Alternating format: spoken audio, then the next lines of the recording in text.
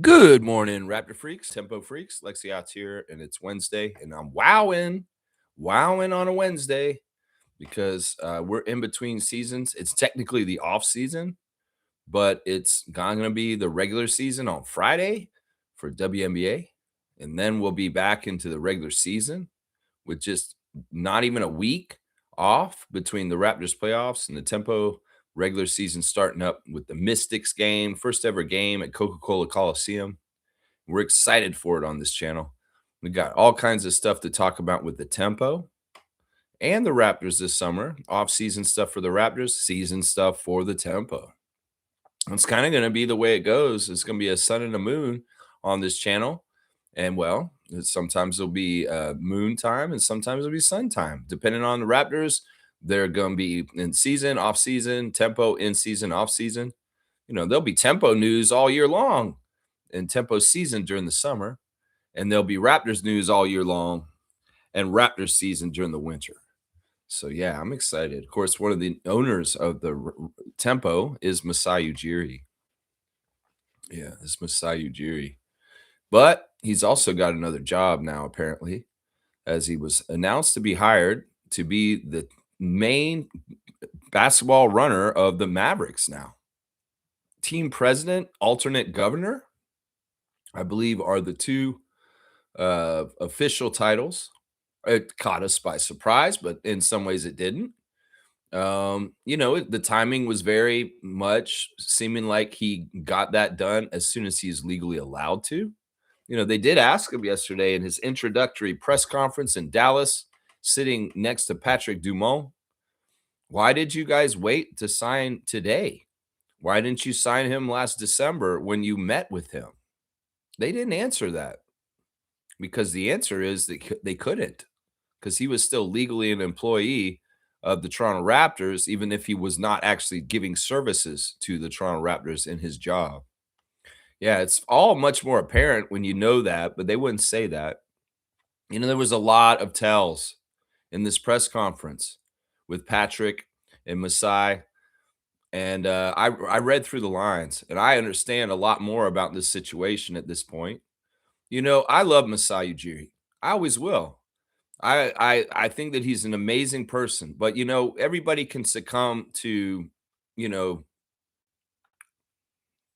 what's the right word? Everybody can succumb to certain powers and things at a certain point if they get to a certain level. And I think that it's very interesting when they talked about Dumont courting Masai, because a reporter in the Dallas Scrum actually had the guts, or I don't know what they thought. Maybe this was some sort of weird, like, power play kind of question. Who courted who for this job? Give me a break. You think Masai courted the Dallas Mavericks for this job? Hell no, he didn't. Patrick Dumont chased him. Patrick saw that Ed Rogers had dismissed Masai Ujiri last summer, and he licked his chops. He said, woo-wee, this could be what will save us here in Dallas, is we need this because in some ways we're all messed up. I think that Patrick understands Masai Ujiri's power, his charisma, his leadership, and, well, it was on display yesterday in Dallas. It's a weird fit, though, because in some ways it fits naturally here in Toronto with the progressive nature of our city, the diversity of our city, the makeup of Canada and the way we are and everything. It fits naturally up here, but I don't know if it fits naturally in Dallas. Texas is a red state. Texas has a lot of political problems. Texas has a lot of bigotry. Texas has a lot of MAGA. Texas has a lot of In some ways, it's like the diametrically opposite place than Toronto. Patrick did mention his philanthropy and humanitarian work that Masai does. And in some ways, he did seem like he may be open to doing that. But they also talked about how in their 5-hour lunch, which was crazy, they could just talk and talk and talk. And the restaurant's closing, and they have to move to go outside. They said there were some tough subjects that came up. Yeah, we know what that tough subject is. It's genocide. That's that tough subject. Yeah, every time y'all said that in the press conference yesterday, I was like, yeah, they're talking about genocide and providing bombs to bomb Palestinians is what they're talking about. The tough subjects. Yeah, we had tough subjects we had to talk about. We don't agree on. We're not necessarily on the same point with. Yeah, that's probably number one right there. Yeah, we can read through the lines when you say something. Yeah, we had some tough subject talks about when we were interviewing and talking through all this. They found things in common. And I think that the main thing that's in common for Masai Ujiri is this incredible drive to want to compete and win. That man can't sit at home and do nothing. He probably drove Ramatu crazy this past year with sitting with too much time and not enough to do and not enough to get crazy and competitive about. We know that Masai Ujiri is a driving force, that he's a person that really is convictions to win. He says it a lot, and he said it a lot in that press conference yesterday. We are going to win in Dallas. We are going to win. Yeah. I mean, that's what he says. That's what he does. And it is something he will do if left unfettered and unhindered and unmanipulated or messed with. He can do that for Dallas. I believe he can be successful there, but I don't believe he's going to get the opportunity to do it because there's certain people that will be in his way. All right, we're getting a call all of a sudden. Let's see what's up here. All right, I guess we're going to do this. Four Corners with Seymour Pape. Good morning, sir. Good morning. I want to touch in on what you're saying with Masai there. Yeah. All right, I want to hear your 2 cents. Let's go. I like what he's doing because it reminds me of sort of like what I'm doing with my life. Okay, I feel what you're feeling. Sometimes you gotta go at the badness from within. You got to infiltrate. You know what I'm saying? And I think he's there to make a change. We know what type of person Masai is. Yeah, he's a good man. He's a family man. He brought that family feeling to the Raptors where, you care about your loved ones and your family at home. And, you know what I mean? And we see it lived down even with Darko talking about Scotty being a great person, right? And I think he went to Dallas to strike from within. Now, I'll give you an example. Like me, I'm from the borough. I'm from the east side of Toronto. The ends. And I'm out here in Calgary where it's super conservative. Yeah, there's some crazy-ass, convoluted, fake-ass separatist movement that's stealing voter rolls and acting like they're bigger than they are. Yeah. You know what I mean? So sometimes you got to strike from within. So for an example, like there was a situation that happened. I'm not gonna put no names, but there was a situation that happened in Utah, and I had a friend with me who he was pretty much saying, it's the liberals, it's liberal. And I said, dude, that situation happened in Utah. Ain't no liberals really traveling to Utah to do something. Like it's not like that. No. And he looked at me and he was like, yo, you're sort of right. You know what I mean? So you were actually a voice of reason that got through to them to see the light and kind of like, okay, there needs to be another perspective in those corners. Right, exactly. And I think that's what Masai's. I saw that too. I saw that too yesterday in the interview. It struck me like that too, that, that much like your situation, this is a great example that he's infiltrating. And in some ways, this is the way I look at it, Seymour, is like, all right, let's say Masai goes there and he makes the Mavericks a winner and he's very successful. People are going to love him, right? People are going to love him. They're going to revere him. Now, it can go two ways. We're going to think about this. There's the history in sports of professional athletes being revered and loved, like Bill Russell, but being the color of the skin, there's still people are racist to them in real life. You know what I'm saying? Yeah, Boston was tough in those times. Yeah, for sure. Yeah, and I could see this happening with Masai, unfortunately, too, even though it's like, yeah, thank you for doing this. Thank you for bringing our team up. We love you so much, but it's still the underlying themes of white supremacy and things like that underneath, where it's like kind of like, yeah, you did this for us, but in some ways, yeah, we look at you as the athlete. We look at you as the person. I think I lost him for a sec, but I'm sure he'll call back. You can call back, Seymour, if you want. But that's actually where I was going to with this. This is funny that Seymour said this because he's actually exactly on point with what my point. My next point was, I think he is infiltrating. That in some ways, what do? You go into the middle of it and you try and change minds. You try and give alternate opinions. You try and give alternate ideas. And maybe you open their minds and maybe kind of help them see the bigger picture in a more healthy way than all the programming and the messed up things that people get conditioned with in these kind of rural red state mega kind of places. So it's like, I think that you're right. He could be a leader for giving people to be, more humanistic, more progressive, and more, and I hope he's successful for that. And in some ways, I agree with you, and in some ways, I'm rooting for him. But I'm worried because this is the thing. Also, in this press conference, I don't know if y'all noticed. Did you watch it, Seymour? Yeah. Did you see that one moment where he said his bosses? He didn't just say boss, because it'd be one thing if he had Patrick Dumont just as his one boss to talk to. In some ways, that's a little cleaner. But he referenced bosses, and there were 3 ugly ass old white guys sitting in the front row frowning at Masai. Did you see that part? Yeah, I've seen that. There was a lot of cringe moments. You saw those 3 guys there? Those guys are ownership. And those guys don't look totally thrilled. Is that the Adelson family or Adelman family or something like that? Well, that's not, those guys aren't Adelsons.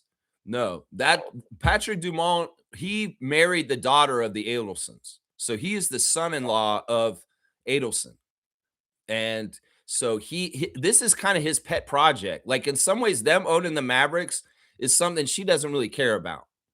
Like, they bought this team partly for him, just to have a toy, just for him to have his jollies and run an NBA team. What's that? He's like a Jared Kushner to the family. He's like a Jared Kushner. He's Kushner. He's Kushner in their family. He's Kushner. So basically, he's just getting his jollies and play his fantasy of being a sports owner is basically what this is. But in some ways, he's smart because he did pick Masai, and that is true, bona fide, like, quality person. But I'm just worried, man. Unlike here, where they could hold Ed Rogers back from Masai for a long, long time because of the voting things, I'm not, if there's too many cooks in the kitchen, too many bosses from Masai, he may not be able to move and work the way he wants to be totally successful because of that, is what I'm thinking. Yeah. So, but I like your point, man. And I see what you're saying. The parallels between you and him are there. I can see this. So, yeah. Yeah, because I hear it all day out here, man. People calling people lib turd and lib this and lib that. I'm just like, well, that's just immaturity. That's just name calling. That's just our old stupid friend that used to be on this channel who could only make name calling and couldn't really make a coherent argument for anything sound or worthwhile from his stance. It's just hate, hate, hate. It has nothing to do with anything productive or creative or building. It just has destroying and childhood immaturity is what it is. So, yeah. But good will always trump evil. Good will always triumph. Evil. We'll say triumph. Or triumph. Yeah, we'll say that. They'll always rule over. I believe that too. There may be ugly periods of time where things are devastatingly unjust, but it always comes around to the right side of things in the end when the dust settles. That's how I feel about it. Yeah. But yeah, let's stay on Masai for a bit here. Did you feel an energy since I've got you on the phone? I'm going to go ahead. I'm going to act like when people call me, I might do interviews with you guys. Seymour, did you feel an energy from Masai that was the same as his energy in Toronto on this podium yesterday? No, I didn't either.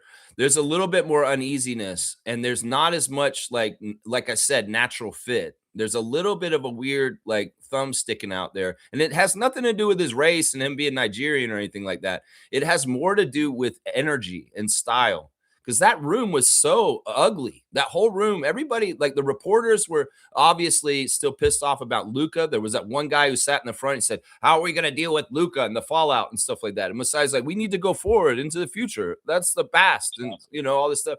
And then you got, you have people like Kalishaw in there, like from around the horn. You had like some of the old head interviewers. And it was funny because Masai pulled out his old connections like Kiki Vandeweghe and different people like that to show like, yeah, look, I know a lot of the old people around here. I know Popeye Jones. I know Jay Triano. I know people that are on this coaching staff. And I know people that are in this organization already, and to get familiarity, and even knew some of the reporters because they've been longtime reporters around the league.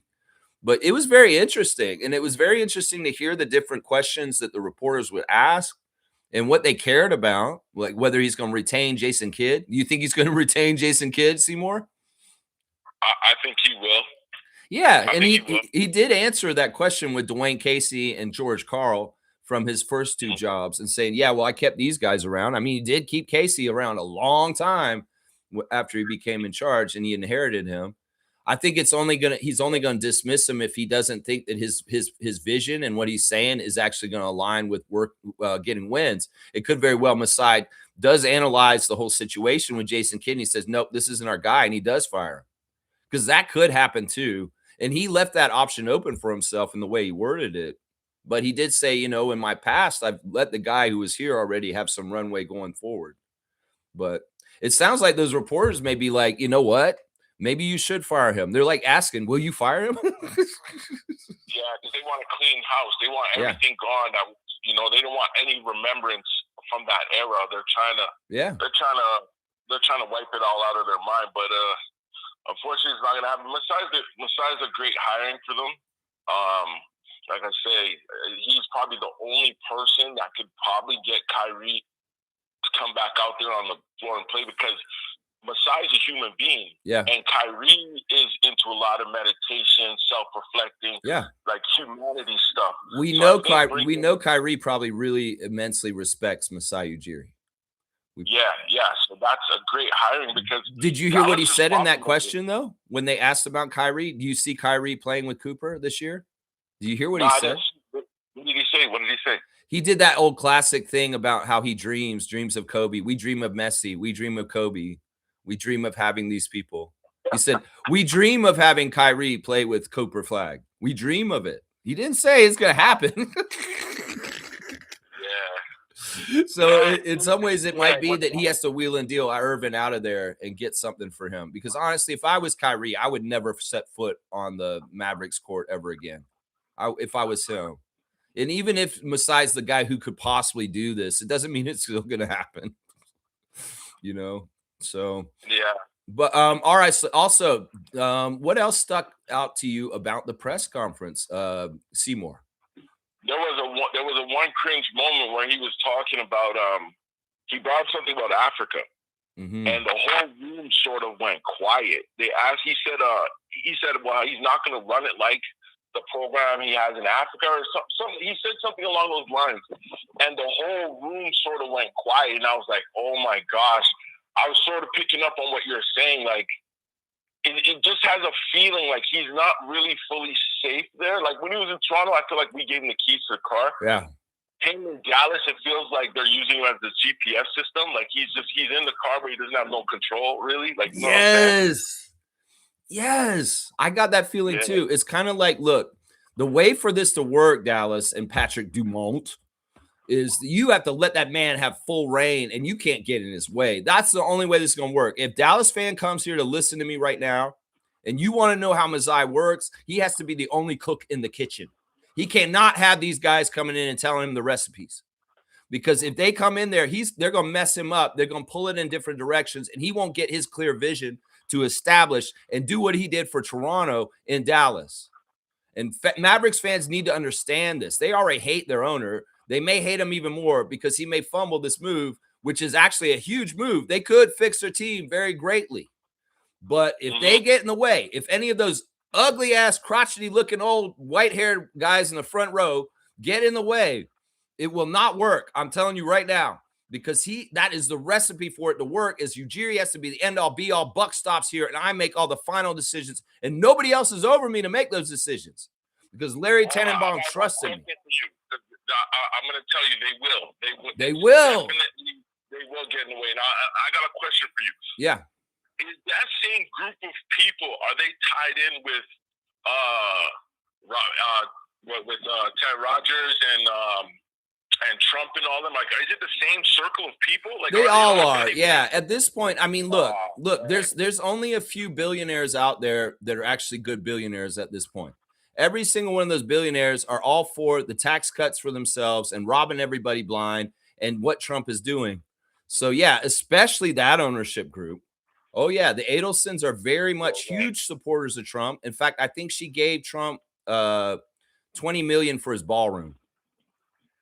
So and re-elections, all kinds of re-elections. See, that's the thing I have a problem with, Masai, is that in some ways, if you're deriving and generating revenue and economics for an owner that uses her money for very, very bad reasons, that's where the problem comes with the morality of this, Masai Ujiri. This is how I feel about that part. It's one thing for him to just focus on basketball and get the Mavericks to be better, but the profits for that will go towards ugly, bad things.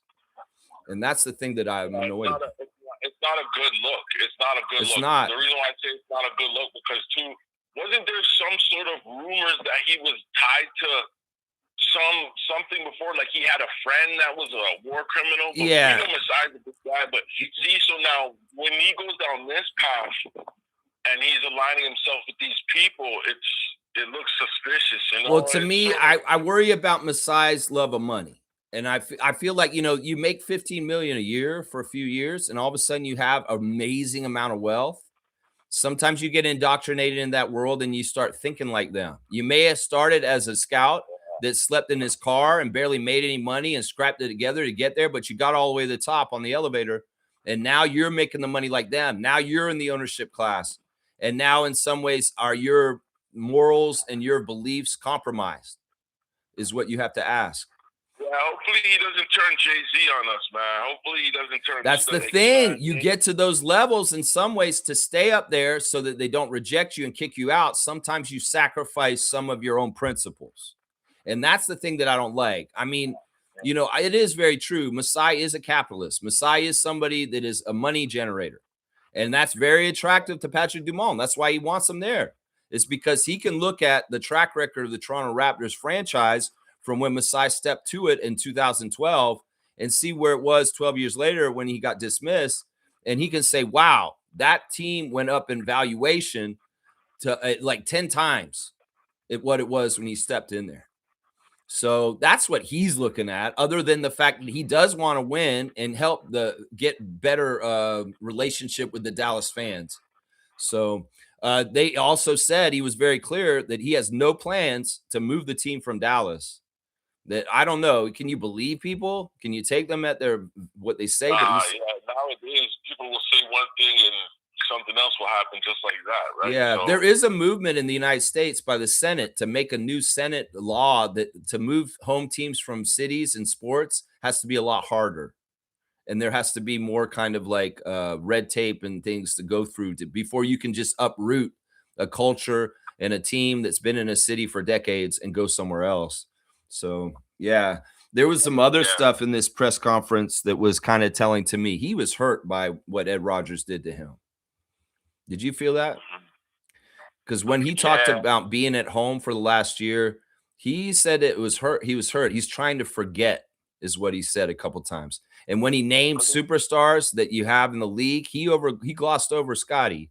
And he even said, yeah, people that I've forgotten at that moment. And I read all through that. And he's talking about Toronto. He's talking about forgetting about Toronto and the passion. And, you know, it's kind of like DeMar. He trades DeMar. DeMar's got to treat Toronto like an ex-girlfriend. And Masai's doing the same to a degree. Although with the tempo side of things, Masai can keep a good relationship with our community and a face in our community and a competitive spirit in our community with the tempo. And that's good. But there is a lot of hurt because I can tell Masai's the kind of person, like everybody has a job and they like to do it and they feel their best when they're doing it. And his job is to do what he did for the Raptors and now does for the Dallas. And when he's not doing it, he doesn't feel complete. He doesn't feel right. He like feels restless. You gotta look at it too like this though. Look at the run we just had, right? Mm-hmm. It's a team that everybody counted out before the playoffs even started. Before we even had our game one, everyone was talking about sweep. What are they doing in the playoffs, right? Yeah. There was people questioning the stars of the other team. If they don't get this done, they're not Hall of Famers, this and that. So now we're in a great fight with the Raptors, and that Masai is a part of it. So when he's sitting at home and you see us in a fight, it's like a veteran of war who's been to many wars, and he has to be at home now. He's been at home and he's seen the war. He wants to jump back in that action. Sure, right? I mean, he has a competitive fire, and I think also I saw that the energy from the moment being robbed in Golden State, because he brought that up again, where it's like, I want to win again because something was robbed from me. And so all that energy he had for us to win again. And he did say it before that, like, regardless of whether I'm here or not, I truly believe the Raptors will win again a second championship. And now that energy is like, yeah, he wants to win that championship for Dallas now to make up for that security guard in Golden State when we won. So yeah, because it was definitely a belittling moment. Like you're a part. yeah. I mean, you're the way it was made so public too. If it was a little thing that kind of went under the radar, maybe it could be forgotten. But it's because it became such a huge thing in everybody's eyes. It's kind of like they look at that as a slight, you know, and it is a slight. I'm not saying it isn't. It's just in some ways the publicity around it made it much worse because it was kept getting brought up because of lawsuits and all kinds of dumb stuff after the fact. It's like it's one thing for it to just happen for a second. The camera doesn't even catch it. And the public doesn't even know it happens, you know, maybe you can get past it. But yeah, there's pain. It sucks when you're the victim of something and then people are making it out as if you're the bad guy. Yeah. Remember, he was the victim in that, and it's just because the person who offended him was an officer. Yeah. People sort of borderline the situation when he was the clear-cut victim. They tried to make him the one that was at fault when he obviously was nowhere near being at fault, because you can obviously see Masai's press credentials around his shoulder when he's walking up to him. And there was no reason for him to do that. In fact, I would even say that that was a targeted a thing that was planned on, that wasn't even a spontaneous thing that happened. That you know, white supremacists in the law enforcement in Oakland said, yeah, when the president, the black president of the Raptors comes to the court, mess with him and show him, because in some ways, this is the whole idea of white supremacy, is to be like, oh, show them they're below. And this is he may feel like he's so powerful and on top. Well, we'll give him a moment to feel like how this is how it actually is. That's the grossness and the disgustingness of a white supremacist mind. See, I never seen it like that. Like, I never looked at it like that, because I was more looking at, like, the only reason I think that officer did that and put hands on him is because that officer was gambling. And he was betting on the Warriors to win. And you think that he lost money and he was mad about it? Yeah, that's why? That was frustration. Yeah, that was financial frustration. That's why he put his hands on that man. But where I will say where I see some sort of racial thing is with the Leafs doing that press conference, or not the press conference, announcing the hiring of their coach on the same day as the Raptors Game 7. And then they did the press conference the next day. Yeah. They could have held that information.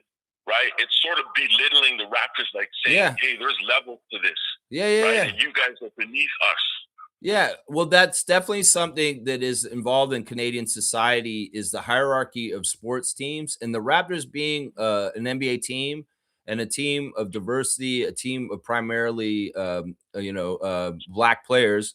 You know, there's a certain level of insecurity and weirdness about keeping king of the hill on the top of it. And you know, hockey in some ways, I don't understand why hockey gets so insecure. I understand basketball is a growing sport, and hockey in some ways is not totally growing like basketball, and it's a threat. But in some ways, the institution of hockey in Canada is such ingrained and so like historical and so much to it that I don't think that it should be threatened in any kind of way. Hockey is always going to have a huge prominent importance in this world. It's just that when they see something new and shiny coming up, they get threatened. And then you have media executives at TSN and Sportsnet that make decisions on programming with this in mind. Maybe you have Ed Rogers, who has a hierarchy in his own head for what sports matter to him the most, as far as the ones he owns. You know, there's a lot of different forces that kind of play this out. The funny thing is, once again, and this whole thing is, we're the underdogs. We've always been the ones that are kind of the outsiders and the maligned and pushed down, but we always come up, and we always have that power and that spirit. And in some ways, it's just like why people would get behind the Palestinians, because they see an underdog. They see somebody throwing rocks at somebody who's using drones against them. And in some ways, we're kind of like that as a sports team in our position, with nobody really supporting us truly, even in our own organization. And that's what makes it more attractive to be a Raptors fan, because if you feel those kind of feelings in your life, you identify it and you say, you know what? These are the people that have to go the hard route. These are the people that have all the hurdles in front of them. This is the team without privilege. And that was so striking when Masai said in his interview yesterday, I know that the NBA wants Dallas to win. Did you hear him say that? Yeah, well, it was obvious that they gave them that draft pick of Cooper after the. Yeah, but what does that mean in dichotomy to where he came from before? It's someone selling out. It means that he says that I know that they want the Mavs to win, but I know that when I was in Toronto, they did not want us to win.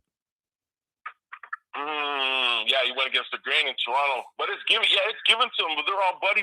You know what I mean? They're all buddy in Dallas, man. Are you shooting shots? You know? Yeah, I'm about to put up one right now. I hear that man bouncing the basketball in the background there. He's putting up shots. This man multitasking. First of all, on the clock, on the phone, and on the hoop. Yeah, I'm getting paid for it. You know That's what I'm saying. You're on the clock. Oh, I love that noise, man. That's that noise. That's the noise this channel's all about right there. Although it should be a swish. It should be a swish. Anytime I take a deep shot and then just like, I like the one where it just hits the back of the rim and falls in like nice. Yeah. I always yell, spent shell. That's awesome, man. That's right. Work on your Tim Duncan bankers, man. Yeah, for sure. Yo, I gotta go hit this computer. All right. Listen, man, it was always a joy to hear from the city slicker, Sheriff Seymour Pape, who can identify with Masai Ujiri, being a stranger in a strange land, coming to a new place and coming to a place where he may not be totally fitting in, but also can change minds, maybe. That's right. I love that. That's such a... Yo, cheers. I don't know if I do that right. Seymour might be laughing at me whenever I do. Man, but this is what I'm thinking too. But the thing is about whether Masai can be successful in changing minds and hearts and ways that people are. There's different levels of like, yeah, we like you for sports. Don't tell us about politics. Shut up and play. Shut up and play your music on stage, Bono, and don't tell me about politics. In some ways, that may be part of the fight that Masai finds in Dallas. Because up here, he's at an audience of progressives and people that will really get behind his movements, like Giants of Africa and some of his mandates and the things that he feels about. Are they going to honor Mandela at a game for the Mavericks this year? I hope so. That would be great. But who knows? It's the whole thing. It's like, and once again, they could go along with all that stuff because they're happy with the success he brings to the basketball team. But in the background, they're kind of like, yeah, all that other shit, I don't care about that. I just care that the Mavericks are winning now and that they're going to be in the playoffs this year. It's shit like that. It's like, you got to wonder. It's like, also, as I brought up yesterday, is he going to be used as a pawn to help like the image of that team? Is that part of what's going on here? Is he being used as a pawn to be helped as an image for the image of the team? All right, we got Mr. Stargate on the phone next. Sir, how are you today? I'm good, thanks. I'm good. You read my mind. I have a little bit a different take on this. I think it's purely a PR move. Mm-hmm. I think it's for optics, for various reasons. Yeah. Right?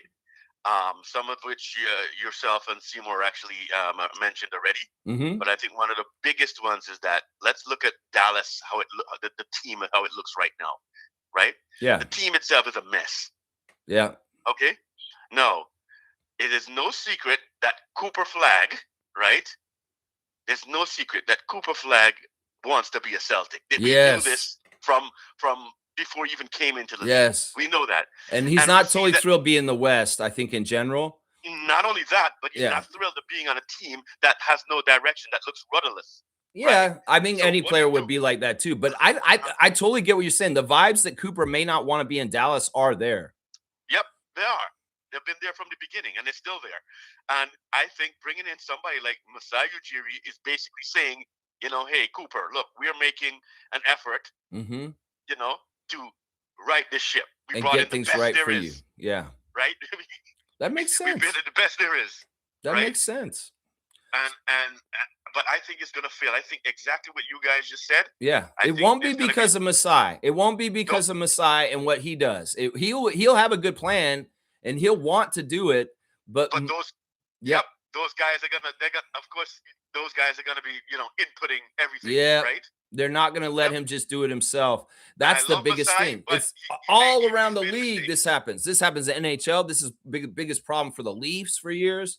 Too many cooks in the kitchen. Too many people trying to direct it, and boom, things get messed up. And even Dumont, he's playing nice with Masai right now, and he's acting like, man, I love this guy. I'm talking to him. But there's going to be some point where they don't agree on something.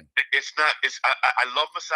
I think he's making a mistake, and I don't think it's going to last. That's the thing. I don't think he's going to be able to duplicate what he did in Toronto and Dallas because the environment is just not the same. It is not the same. It is definitely not the same, right? Yeah. And if I think that it's just an optics thing. Yeah, that's all it is. And you were right. Did you see the faces of those guys that when Masai was up there? Oh my gosh! Like somebody, like they had something stank near them. They're like, please, if you think Ed Rogers is bad. Yeah. Okay. Well, that's the thing. It's one thing. Ownership groups can be weird, like depending on their percentages and how much power they actually have in the whole scheme of things. They can actually be kind of messed up in certain ways to hurt the team overall. And it's not even the problems with the front office. It's not even a problem with the coach. It's not even a problem with the roster. Sometimes the problem is with ownership because ownership is way too egotistical and too much hands-on and not letting people do the jobs that they need to do the jobs, and they're getting in the way. So, and I believe they're lying, bold-faced lying. I think they have plans to move this team. I think they want to go to Vegas. I believe they're lying through their teeth. I think that what could they do this though? Could there be a weird scenario where this happens, Stargate? Where the NBA grants an expansion team to Las Vegas, like the overtures are right now.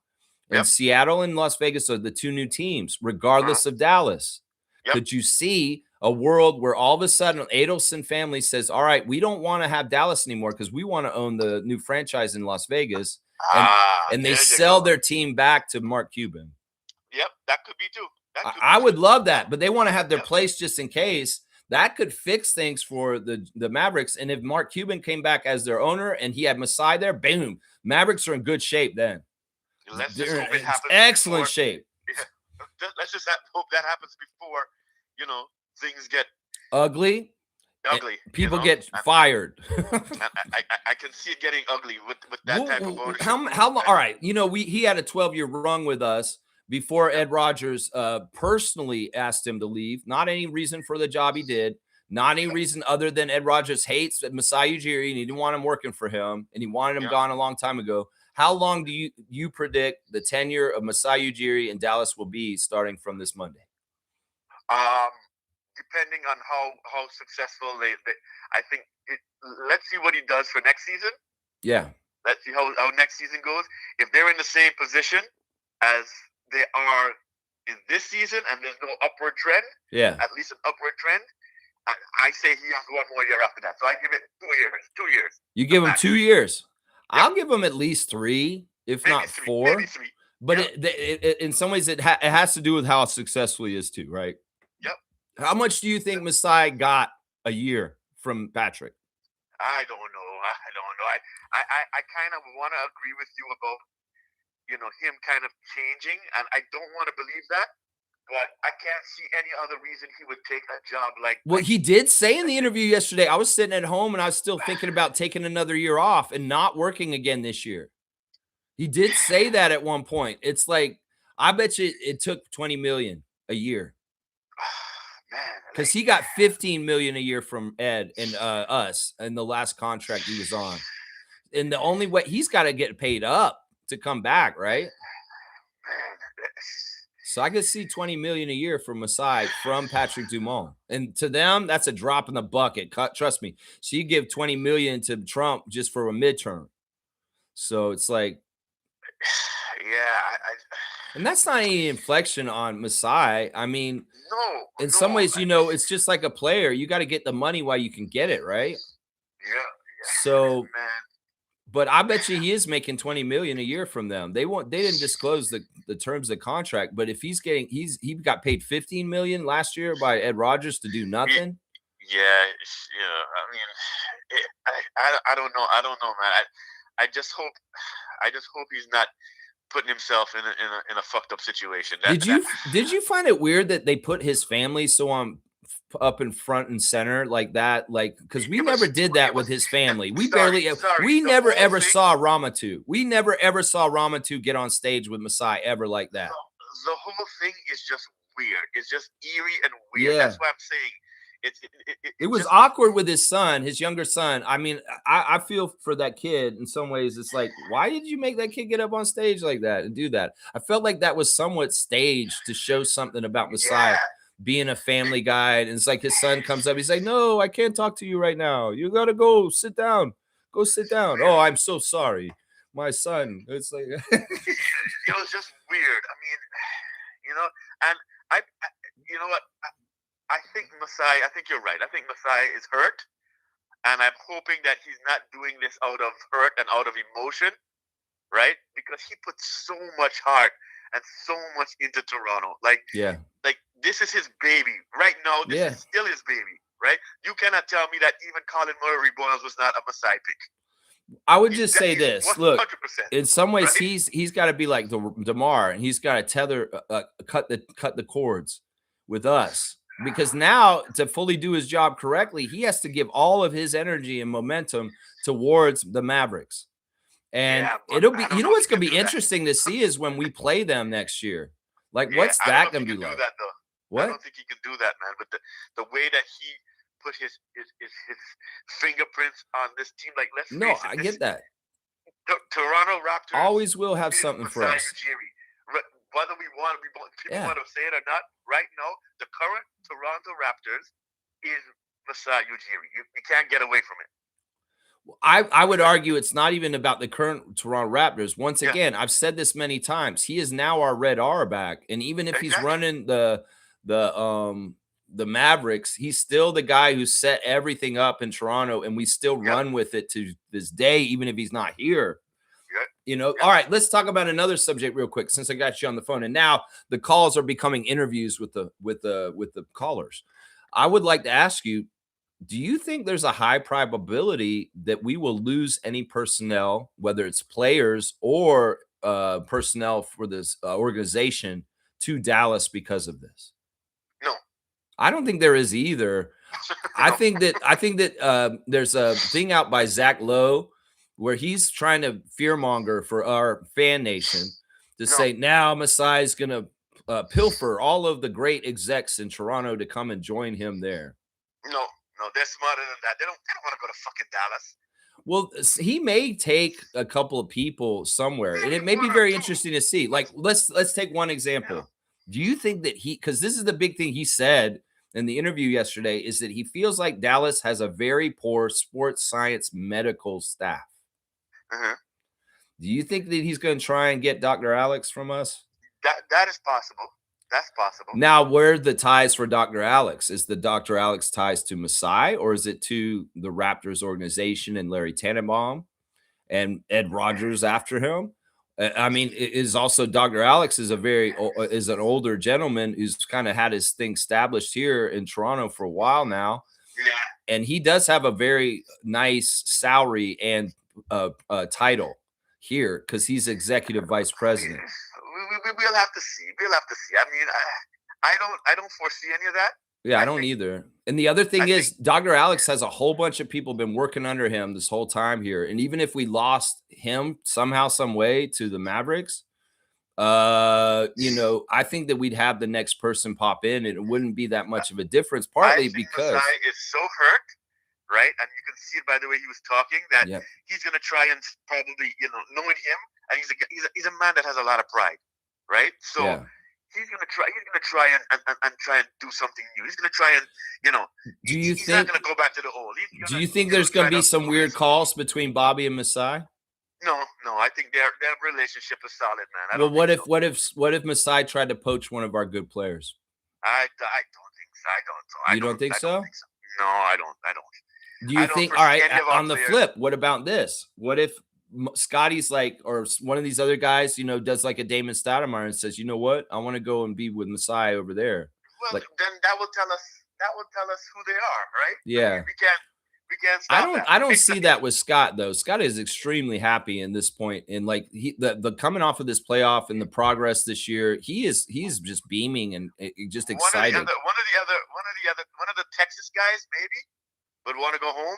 Yeah, right? I don't even see Jacoby that and though, things, because but, like you know, Shed like- and Walter are in on this, and you know how Shed is. Like we said the Yeah, other day, Shed. honorary I think Shed- Canadian, and Yeah, I he's think like, he wants to be Canadian. yeah, singing the anthem and stuff like. So I don't even see this. And I think Jacoby's such a smart guy, man. Jacoby is just such a wise dude for his age, and just really smart, old soul kind of dude. I'm just speculating, right? I'm just Yeah, I speculating. know, don't but see- this is important. In some ways, we got to think about this. In some ways, it's like, okay, in some ways, it's not trade talk or something like that. But I know why. I know why you're saying that, right? I know Yeah. exactly why you're saying that because you think that it's the Rodgers factor. You think that what these people, these guys may not want to fucking play for Rodgers the way he's trying to run the team and trying to bring amalgamate all the No. teams together and all that. And it's not really that aspect of it. It's more the aspect of, well, in general, there's a lot of pressure on these guys in some ways when they play for the Canadian team that isn't there when they're in the U.S. that's true too. There's all the other stuff that goes along with all the bullshit that they say about playing for us. But honestly, I feel like that's part of the reason why we have to have such a family attitude up here, and all for one for all kind of thing, win for all. And that's what bonds them and makes them more likely to say, no, I'm loyal to the Raptors, man. Like even Grady yesterday, they had that release of that rumor about him asking for a possible trade. Being open to a trade. That's all they said. And obviously in his situation, I wouldn't put that past him or judge him for that, because obviously he may be looking around and saying maybe the grass will be greener somewhere else because of the way this year went this past year. But also after that came out, what did Grady do? He got on his Instagram. He made a post reaffirming his loyalty to the Raptors.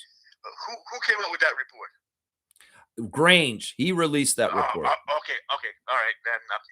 Yeah. That's it. All right. Enough there is what Stargate's saying. Enough there. Grange said that shit. Okay. The voice of Rodgers through the media. That's it. Yeah. But that's all you have to say. well, all right, Stargate. Any other comments on the Masai Ujiri press conference yesterday in Dallas? That's about it. I think it's all about optics. Yeah. Do you think Masai should trust Patrick? No. That was a quick no. That was a quick no. Absolutely not. Like if you guys think that Ed Rodgers was bad, this guy, he's going right into the heart. Well, that's true. The ring. This is right in the heart. Well, he's already shown like a manipulative kind of streak, and he hasn't even been the owner for like 2 years now. And there's the whole thing about he's running off Mark Cuban. He's like, he comes and uses him. He says, I'm in trouble, Mark. I need your advice. Can you come and talk to me, please? All right, I'll come in, Patrick. What do you want to know? What do you want to know? And he's like, you help me do this. And then, okay, yeah, get out of here. I'll use you real quick. And now I'm phasing you out of the organization more and more. There's a reason why Mark Cuban wants to get back his team. There's a reason. Well, he's heartbroken by the Luka trade, and then he sees the mess that the whole team went to after his ownership, and he loves that team still, even if he doesn't own it. He's an idiot. He should have never, ever put that team up for sale. Nope. It's like he's such a good owner. I mean, a good businessman and stuff, but man, he makes mistakes too. Yeah, and that was a huge mistake. That was a huge mistake. What was the other thing I was going to say just now? About like, what was I just talking about? I was talking about, anyway, it was about Patrick Dumont. He believed so much in Nico Harrison. He was like, this is my guy. He's going to make this team so good. I really trust Nico. Nico is this. And he stood by Nico even when he was burning down the whole franchise. No, the trade for Luka was absolutely, they doubled down on this. So in some ways, he's kind of really full of shit. And the only way that he would have fired Nico was only because of the fan pressure. The whole thing to me is just weird. It just has a weird vibe around it. It just doesn't seem natural. It doesn't. Like even Masai sounded like they're acting like, all right, this logic this out, just like Windhurst. We're Windhursting this shit. The press asked, why didn't you just hire him in December if y'all had such a great interaction then. All right, that's the timeline. Then this is like 4 or 5 months ago. And Masai said in the interview yesterday that he's got to get all of his stuff together to move to Dallas now. Right. But if he was anticipating taking this job in December, wouldn't he have been making more moves towards that this whole time and been more ready? So this makes me think that in some ways this may have been an impulsive decision by Ujiri, because he has no establishment in Dallas yet. He's like, we got to get short-term places to live right now. Here's something good that damn thing. And since people like to talk about rumors about the Raptors and trading and all that stuff, let's do that with some other teams. We can do that with some other teams. Okay. How about this? All right. How about this? What if he tries to get Giannis to Dallas to play with Cooper Flag? Well, that's what some people are trying to say right now. I hate this idea. First of all, I hate it too. I think that the whole idea of Masai having such a special relationship with Giannis that he can just get him to go anywhere is full of shit. I think that whole thing that we were saying that whole time up here that, oh yeah, Giannis would pick Toronto just because Masai's here was full of shit. And once again, I love Giannis for his loyalty, and I want to see him stay loyal to the Bucks his whole entire career. I'm sick of the NBA getting tired of a top-notch star being in a small market and trying to pry him out of there through Shams' lies. And I want them to leave the Bucks and Giannis alone. Because honestly, but I will say this, if anybody might be able to get him out of there, possibly, it could be Masai. And I mean, him going to Dallas, I don't know. Maybe once again, we have conscientious superstars in this league like Wembanyama. Maybe Giannis is like, no, I don't want to play for Dallas. Fuck those people. They are bombing innocent people in the world right now. And I have a conscience and I won't do this. That could be part of it with Giannis, because Giannis is a good person.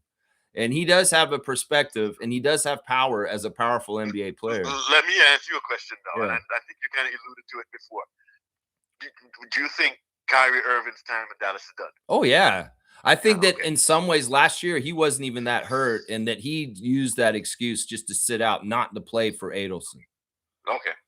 And I think that that's part of the reason, like I was saying to Seymour, you heard what he said when they asked about Cooper with Kyrie. Masai used his dream answer. Oh, we can dream of this. I would dream of this. That was basically him saying, yeah, you could dream about having this person or that person from our team. So, yeah, it's kind of crazy. Yeah. All right, any final points? He's probably talked to Kyrie already, and Kyrie's already saying, nope, sorry. He's probably felt him out, a little bit. He did say he talked to Kyrie a little bit. Right. I mean, in some ways, that may be also part of the reason why Patrick hired Masai, is to try and smooth things over with Irving and try and get him back in the fold. Yeah. But either way, man, it's an interesting thing. I think that the consensus for the Raptor freaks, at least for myself, is we support and love Masai, even if he's in a really weird situation right now. Yep. I know that he would be successful if he's able to be doing his job on his own with nobody messing with him, but I don't see that picture happening in Dallas because of the ownership group. One more thing. Yeah. For you asked me this question earlier about him, poaching players, people from the Raptors, and you can see certain players, can't, they don't like the fact that they may be playing in Canada and the pressure and stuff like that. We're forgetting one major thing that we have going for us to kind of circumvent that. I know what it is. One thing. Darko Rajakovic. That's all I got to say. Oh, okay. I was going to say we're not the U.S.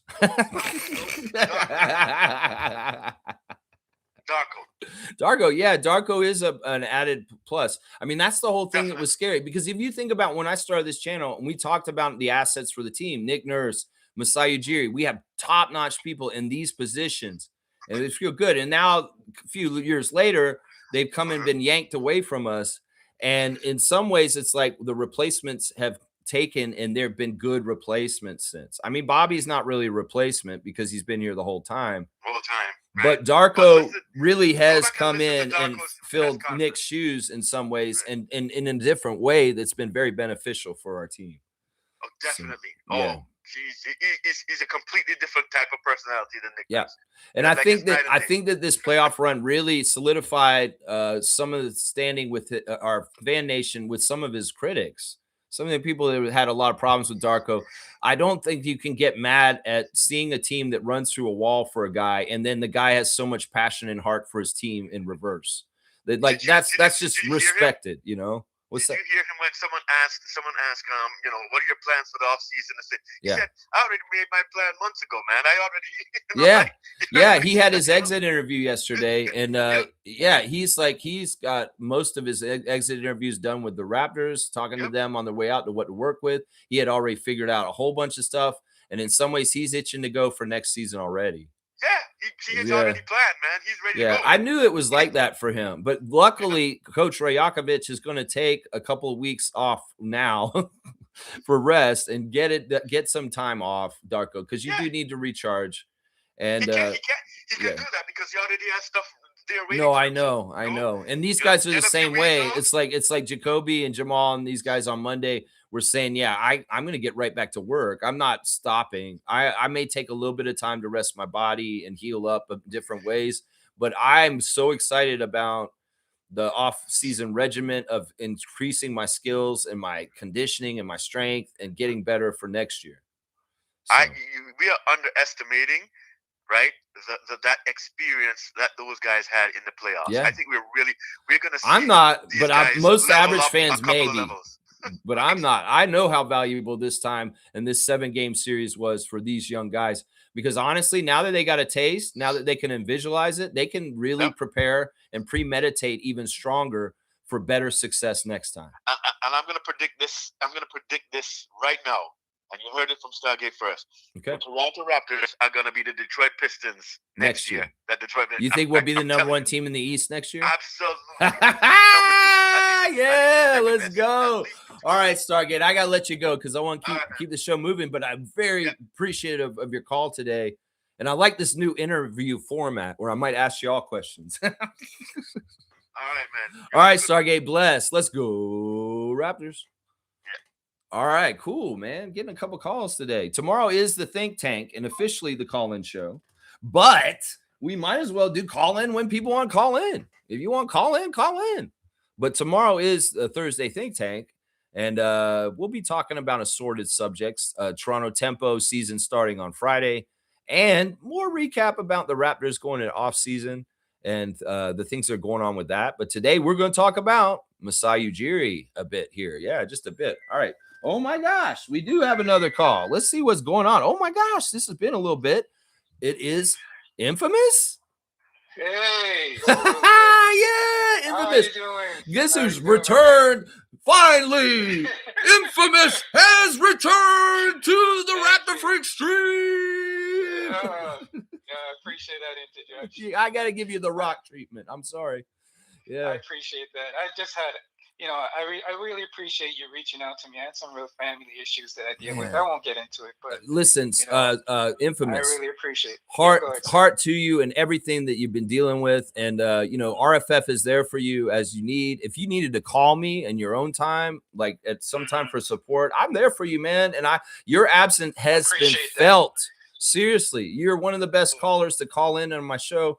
And hopefully things, for whatever has happened. Yeah, things are getting better. Things are getting better. And I really listen, I want to tell everybody out there, Lex is a great person, man. He actually reached out to me personally and to check up on me, to see how I was doing. And sometimes those small things to me mean a lot. I don't really need anything, exorbitant or anything like that.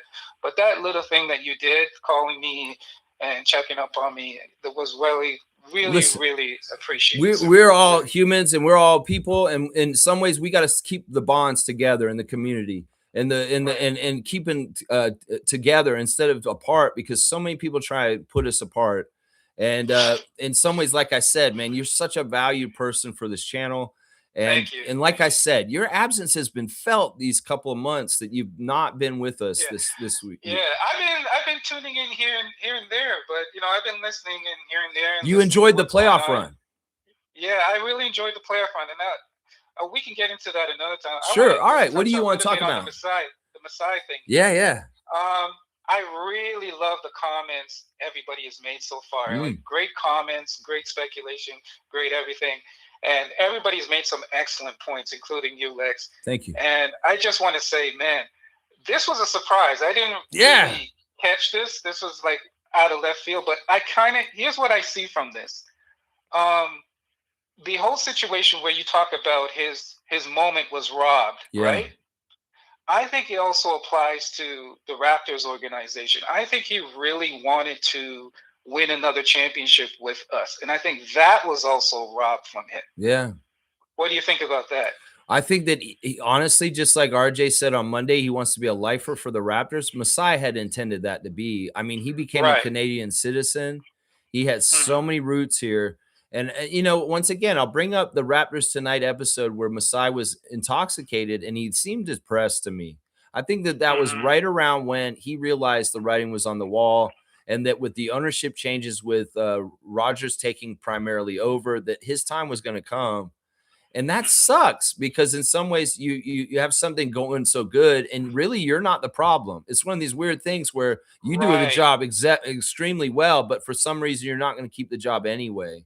And I hate that. I hate that. In some ways, I do too. I think something was taken away. Taken away from him, taken away from us as fans. As well. Here's how I look at it. Masai should have been one of those guys that was moved up, like stayed with the organization and potentially moved up further in the organization as a president, or I'm like further than a president. To like me, way up, like a higher position. Why couldn't there have been like, all right, you're not going to be primary running this thing, but you can be like Wayne Embry, and we can put you on a different salary. It may not be as much, but we're also, you're free to do other things like be an owner of the Tempo, work, do this, do your Giants of Africa still. I think that what it was that once again, the relationship between Rodgers and Ujiri was not exactly right because in some ways, Masai wouldn't kowtow to him like other people in some ways. And it could very well be there was an incident that happened in all the years that they were around each other where Masai rubbed him the wrong way, and he just always held this dumbass grudge. And we can see how Trump is clearing house with the U.S. government and all of his enemies and going and punitively suing them and doing all this crazy shit. The mindset is in Ed Rodgers. And it could very well be that if Masai didn't jump as high as he said, if he didn't kowtow as much as he said, if he didn't kiss his ass as he said, he's like, I don't want you to be here. And like, and once again, the whole parallels to like Trump and Obama are there with Rodgers and Masai. Right. And you know what? Go ahead. Sorry. I'll let you finish. So, no, I don't have anything more. I was going to say, you made an excellent point when you touched on the money issue. Masai may be there as well. Maybe they offered him a lot of money, and Masai uses that money to fund a lot of his philanthropy projects, like the Giants of Africa. So it could also be a situation where he's like, hey, I made these other people around the league that are offering me positions, but this is the position that will give me the autonomy and the money that I need to help the Giants of Africa. And we also got to look at Masai. Masai is what we call a cultural reset person. He comes in and he resets the culture. He resets the organization. The way that he preaches, win, win, win, that thing. So he's going to go through that whole organization. He's going to vet the whole thing, and he's going to figure out every place where it's not in the right direction. He's going to change it, and he's even going to go around and hire new people that he knows will be the right people to put it in the right direction also. So he's kind of like an auditor. He's going to come in and audit that whole organization, and he's going to purge it of people that aren't necessarily the ones that are moving in the right direction, and he'll get the right people in there. And then the other thing that he's going to do, and the interesting thing about this, and you may want to comment on this aspect, Infamous, because this is something because there's a part where I disagree with. There's a part where I disagree with some of it. There's the whole thing with their team right now. They don't have any picks, and they're going to have to do all kinds of really weird stuff. Dallas in the next couple of years, they're going to have to be creative to be able to do a lot of things because of some of the mistakes of the guy who was running it before. And so in some ways they needed a guy who was creative and ideas and how to deal with special situations. Like running Toronto is not easy. There's a lot of different things you got to deal with that you don't have to deal with in the States. So it's a new challenge for Masai to clean up the mess from the guys before. and kind of navigate the new rules. Now, some of it may be easier for him because it may be easier for him to lure free agents. It may be easier for him to work with the NBA head office because they're more doting and showering love and hope for the Dallas Mavericks, because obviously they want the Mavericks to be a good team. And unlike with us, they may get in the way of us, but they're going to get out of the way and help them and push them along. So that'll be interesting for Masai, having the wind behind his back instead of at his face. How do you feel about those aspects of things, like him running the team actually, and whether he's going to be kind of handcuffed because of the mistakes of the past people in charge? Absolutely. You cannot tell me that Adam Silver did not have something to do with this. I think you're right. I mean?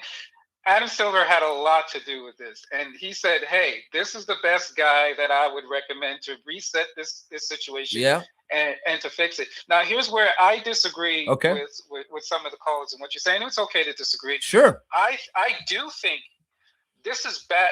This could be a situation where he does poach some of the brain trust in our organization over there, because here's how I look at it. If I'm going into unknown territory, quote unquote, you want to have known people around me that I'm familiar. I want people around me that I'm familiar with, and I know how they think, that I can trust and think the way I think. Yeah. Whether it be players or executives. So I do think I have somebody he can take. Go ahead. Azatown. That's what I say. Take Azatown. Take Azatown, and then maybe we can sue the Adelsons. That's funny. I love this. I got a really good laugh on that one. Yeah, you're right. Yeah, but I do.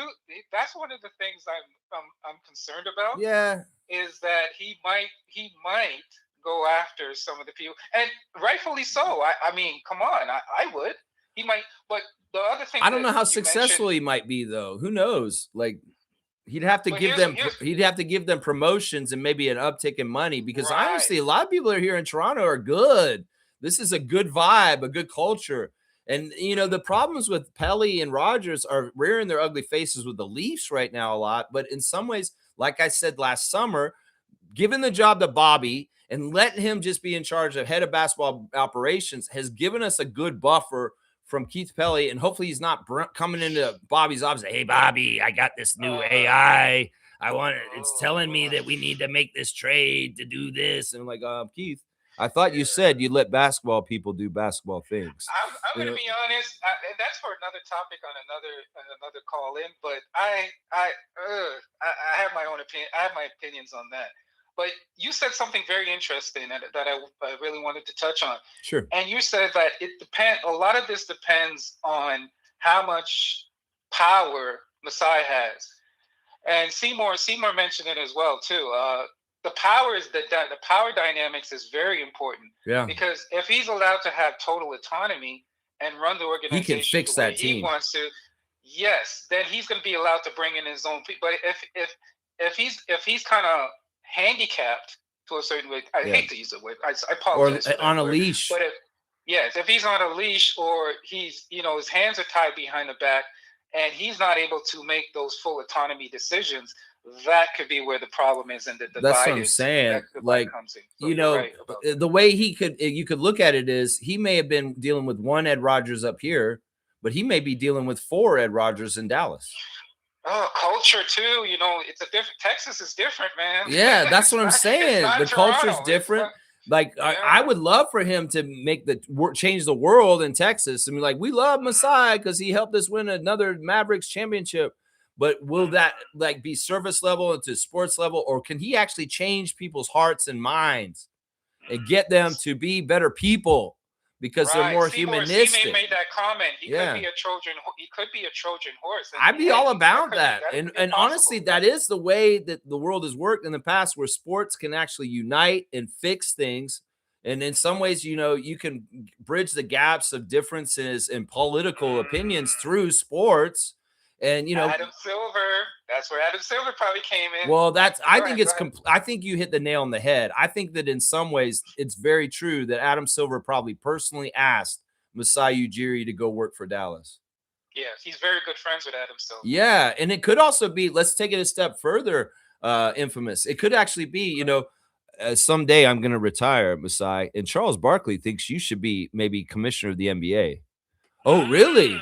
And then say, yeah, and if you want to have any kind of line towards that, I need you to go to Dallas and fix that franchise situation.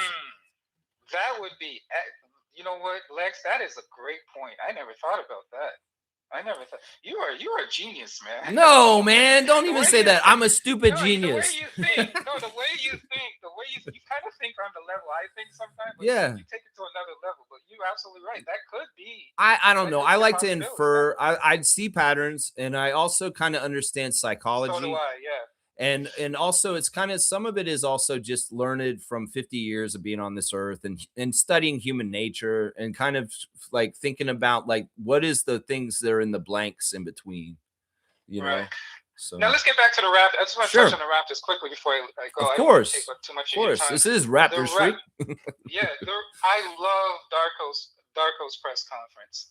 And just in the same way, I'm just going to connect the two, just in the way that Masai felt that was taken away from him. Yeah. I believe sorry, I don't know if you connect. Can you connect? Can you hear me? Yeah, you have somebody calling in? No, I had my headphones disconnected. Oh, it's all good. Yeah, okay. You're good. You stayed through the whole time. Okay. So just like I believe that the Masai had something taken away from him, I believe the Raptors in a way had something taken away from them in the sense that Kawhi. You listen to every player that had their press conference. What was the one connecting theme? They all felt that they could have went further. They all felt that they came up a bit short. Yeah. So, which is a good thing. Oh, Here's of course. a good thing about it. It makes you, when you feel that you could have went further and you felt that it was taken, it makes you more hunger. Yeah. The hunger and the thirst becomes even more. And I think I love this team. And I'm different. I think we're only 2 players away. Oh yeah, I believe that too. I could say, and maybe even only one player away. Sorry, go ahead. I would say maybe even only one player away. Thank you. Yeah. Thank you. I completely agree. I want to add to what you're saying about like their hunger and wanting to be still playing right now. Correct. They're competitors. They have to envision success. And they have to be thinking, well, we want to think about Detroit or Magic in the next round. I think that the one thing that's really cool about the Raptors this postseason is that everybody expected a sweep. They get all the home games in Toronto, which is a testament to our home environment and our fans and the ability to give them an advantage, but also a testament to their hard drive and their will to do anything to try and win as far as playing all out and leaving it all on the court. And I love that they all said that on Monday too in their exit interviews because look, they're going to come back next year, like we said, with so much more real knowledge of the whole thing that, like I said, these guys are smart. Shed and Walter and Colin and Scotty and RJ and all these guys are going to be crafting their game from the first game of 82. And practicing practicing and playing in regular season in a totally different way this year because they understand what they're working towards more in a tangible way. Right. Remember you talk about the Rosen code? Yeah. I think the team is developing a Darko code. We need to adapt a new name. Darko code. Darko code. Now, describe to me what the differentiation with the Darko code is.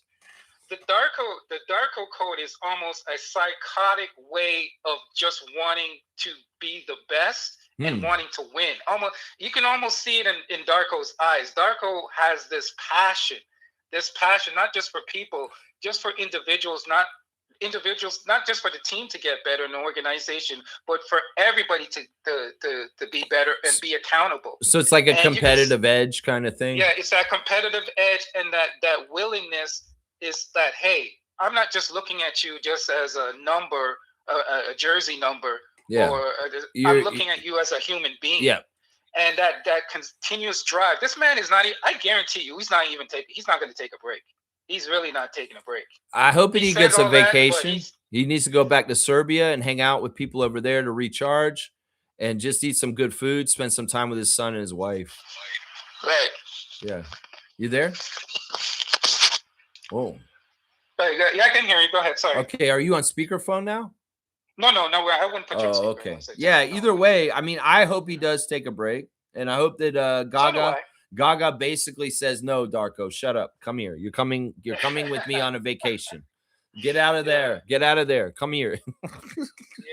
I love the direction and the direction. Yeah, the future is so bright, right? The future is so bright. And everybody's been saying that too lately. I feel like I needed to trademark that. Although Timbuk3 probably should have done that. But like I think RJ said it, the future is so bright here in Toronto. I think a bunch of people point that you made, Lex, that people are not thinking about. A lot of the teams in the Eastern Conference are in win now mode. Yeah. They have to win now. And guess what? If they don't win, they have to dismantle. Right. Because of either salary or players, whatever. Yeah. Right? We don't.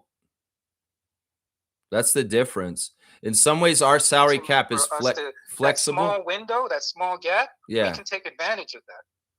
Yeah, it cut out. I think there's a big chunk of what you said. I was saying that small window where these teams have to compete now. Yeah, we can take advantage of that small gap. What do you mean? Like we don't have? I would say that we don't have a small window like they do. Because this is the thing. No, I mean the small window. Let me clarify that. Okay. They have to win now. Yes. Right? Yeah. So if they don't win now, they have to dismantle. Okay. You see what I'm saying? So with them dismantling, right, that's going to set them back a little bit. That's going to set those teams back a little bit. But because we're a team that's going forward and we're young, we can take advantage of those teams stepping back. Well, I mean, in some ways, just like the team, I never look at what the other teams are doing. Darko always says we're very focused on ourselves. We worry about what we do. We can't control what the other teams are going to do. We just try and be the best version of ourselves and excel and compete and do the best that we can. Like, you know, the folly and the danger, what we're talking about with these teams that are win now is that they have such big pieces and big, huge salary spots that are held up with people like James Harden or Jason Tatum or, Cat, these different teams. And basically what happens is they have to reshuffle their teams when they're getting to the point like you were just talking about. And what happens is that period of time where they have to switch their team up and transition from a win now and it didn't work is a very big area for folly. Right. And that is where you misstep. You maybe invest in a player that's always injured or somebody who's just not good, or you can make mistakes and you can actually backtrack and be worse because of it. So, and in our case, in juxtaposition, we're a young core with a lot of young players that are on young contracts still. We have to make tough decisions about which ones we're going to invest in eventually, but not right away. And also the one thing that, and this is logical Raptors fanatic, I'm talking from him because he's been spouting this off this week and telling everybody shut up about the salary cap. He's the Bobby Webster of our channel. Yeah. It's basically what he's saying is like all the fear mongering about our salary cap situation by the US media, by Sportsnet and Michael Grange, by Josh Loomberg is all bullshit. Is that if you look at the rest of the East, you'll see teams that have three or four max guys on their team. Like you can look at Boston. They've got Jason and Jalen. You got New York with how many guys making how much? You got Cleveland with how many guys making how much? How many guys on our team are actually making a whole lot? That's the whole thing. Boston's in trouble. New York is in trouble. These people have so much salary. We don't really, in some ways, people complain about Yak's contract. People complain about IQ's contract. But these contracts are not the same as these other teams that have their third or fourth best player paid way higher. Thank you. So the fear mongering about our salary cap situation should be 10 times more for these teams than us. Yeah. And the other thing needs to do their homework. People are glossing over is with Jakob when his contract gets really big and stuff like that, it's an expiring contract and it's attractive to other teams to get traded. And this is what Mike said specifically. And Raptors fans need to hear this. is we play Rockab, keep him for his whole contract, except for in the last year, it's going to be a huge chunk on an expiring contract. If there's another team out in the league that wants to shed money or do something different, he's a huge piece of salary that you can trade for another player at that rate. And the other team may just want to flush him out and be able to get that salary cap space. Correct. So there's a lot more flexibility built into what we're doing than the media is giving credit, because Bobby Webster is a genius. And the Raptors fans and nation are getting gaslighted by the press in general, not just the U.S. media, but the Canadian media, about our salary cap situation to make us feel uncomfortable and all upset. Oh my gosh, Jakob's contract is so bad. IQ's contract is so bad. This is all bullshit. And half of this shit is bots. Half of this shit is people that are trying to sway opinions and ideas and perspectives online by flooding the zone with all these bullshit comments all over Raptors Reddit and other places. I agree. But thank you for your time. Yeah, Infamous. I'm so happy to have you back, man. And I hope that I hear your voice more often again. Thank you, sir. Thank you, sir. All right. I appreciate all the Raptor freaks. Listen, you have a beautiful day. I care about you guys. Go. And that's why I followed up. That's why I had to see, man. I'm wondering about Infamous. I know that you and I had a little bit of a disagreement, but it was nothing that was that major. And I wanted to make sure that it wasn't that. It wasn't that. It wasn't that. Yeah, because I know that sometimes we can get contentious or just even disagree. And it's never ever personal. It's just I go at people all the time, man. Yeah. It's not I love you, man. And I really am happy to hear your voice on the show today. I really am. I'm happy to hear from you as well. And thank you for the nice words too. That was very kind of you to say. Yeah, that's straight from the heart. All right, man. Let's go. Raptors. You gonna be watching Tempo too, right? Oh, absolutely. I can give you insight on the Tempo too. You want to talk Tempo? Let's talk Tempo. Listen, see, I'm on the opposite end. You might not like what I have to say. No, let's hear it. We're proving the point right here. Okay, yeah. Marina Mabry, if you've ever followed her career, yes. She's a great player. Don't get me wrong. She's a great player, very feisty. Yeah. She has a tendency to have tunnel vision though. That's the one thing I worry about her. Okay. She has a tendency. She's one of those players that when she gets in that mode, she's just gonna keep shooting, keep shooting, and missing, and she's gonna keep shooting it. Right. But I do like her competitive spirit because, there's two things could be right. I do like her competitive spirit. And she's a great person to bring in as a stable piece for the culture, as a tough, work hard, get your nose in, grind, and be successful type of player. I love. Man, we got some good players, man. We really do. We're gonna compete. We're gonna compete. Yeah, I seen that a lot of the preseason rankings are not putting us at the bottom. Portland's at the bottom, and we're even getting ranked as high as 10th. Out of the 15th.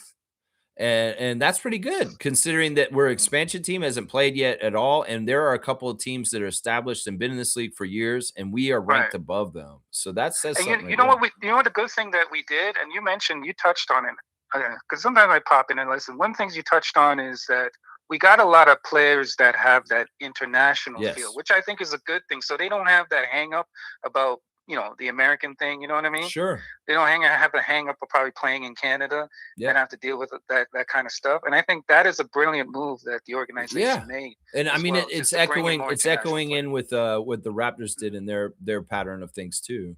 So it's correct. That there's a template there in some ways. Jose Calderon, Vincenzo Esposito, Zon Tabak, Jorge Garboza, Andrea Bagnani. We can go down the whole list of great international Raptors. And you know what international players do too? They play, if you look at international ball and you watch physical. They play more of a team game. And team, Yeah, they play more of as a team. Yeah. So. All right, I love Infamous. What we're doing. I don't like the colors though. I love the colors. Oh my gosh. Oh yeah. See, this is where we hang.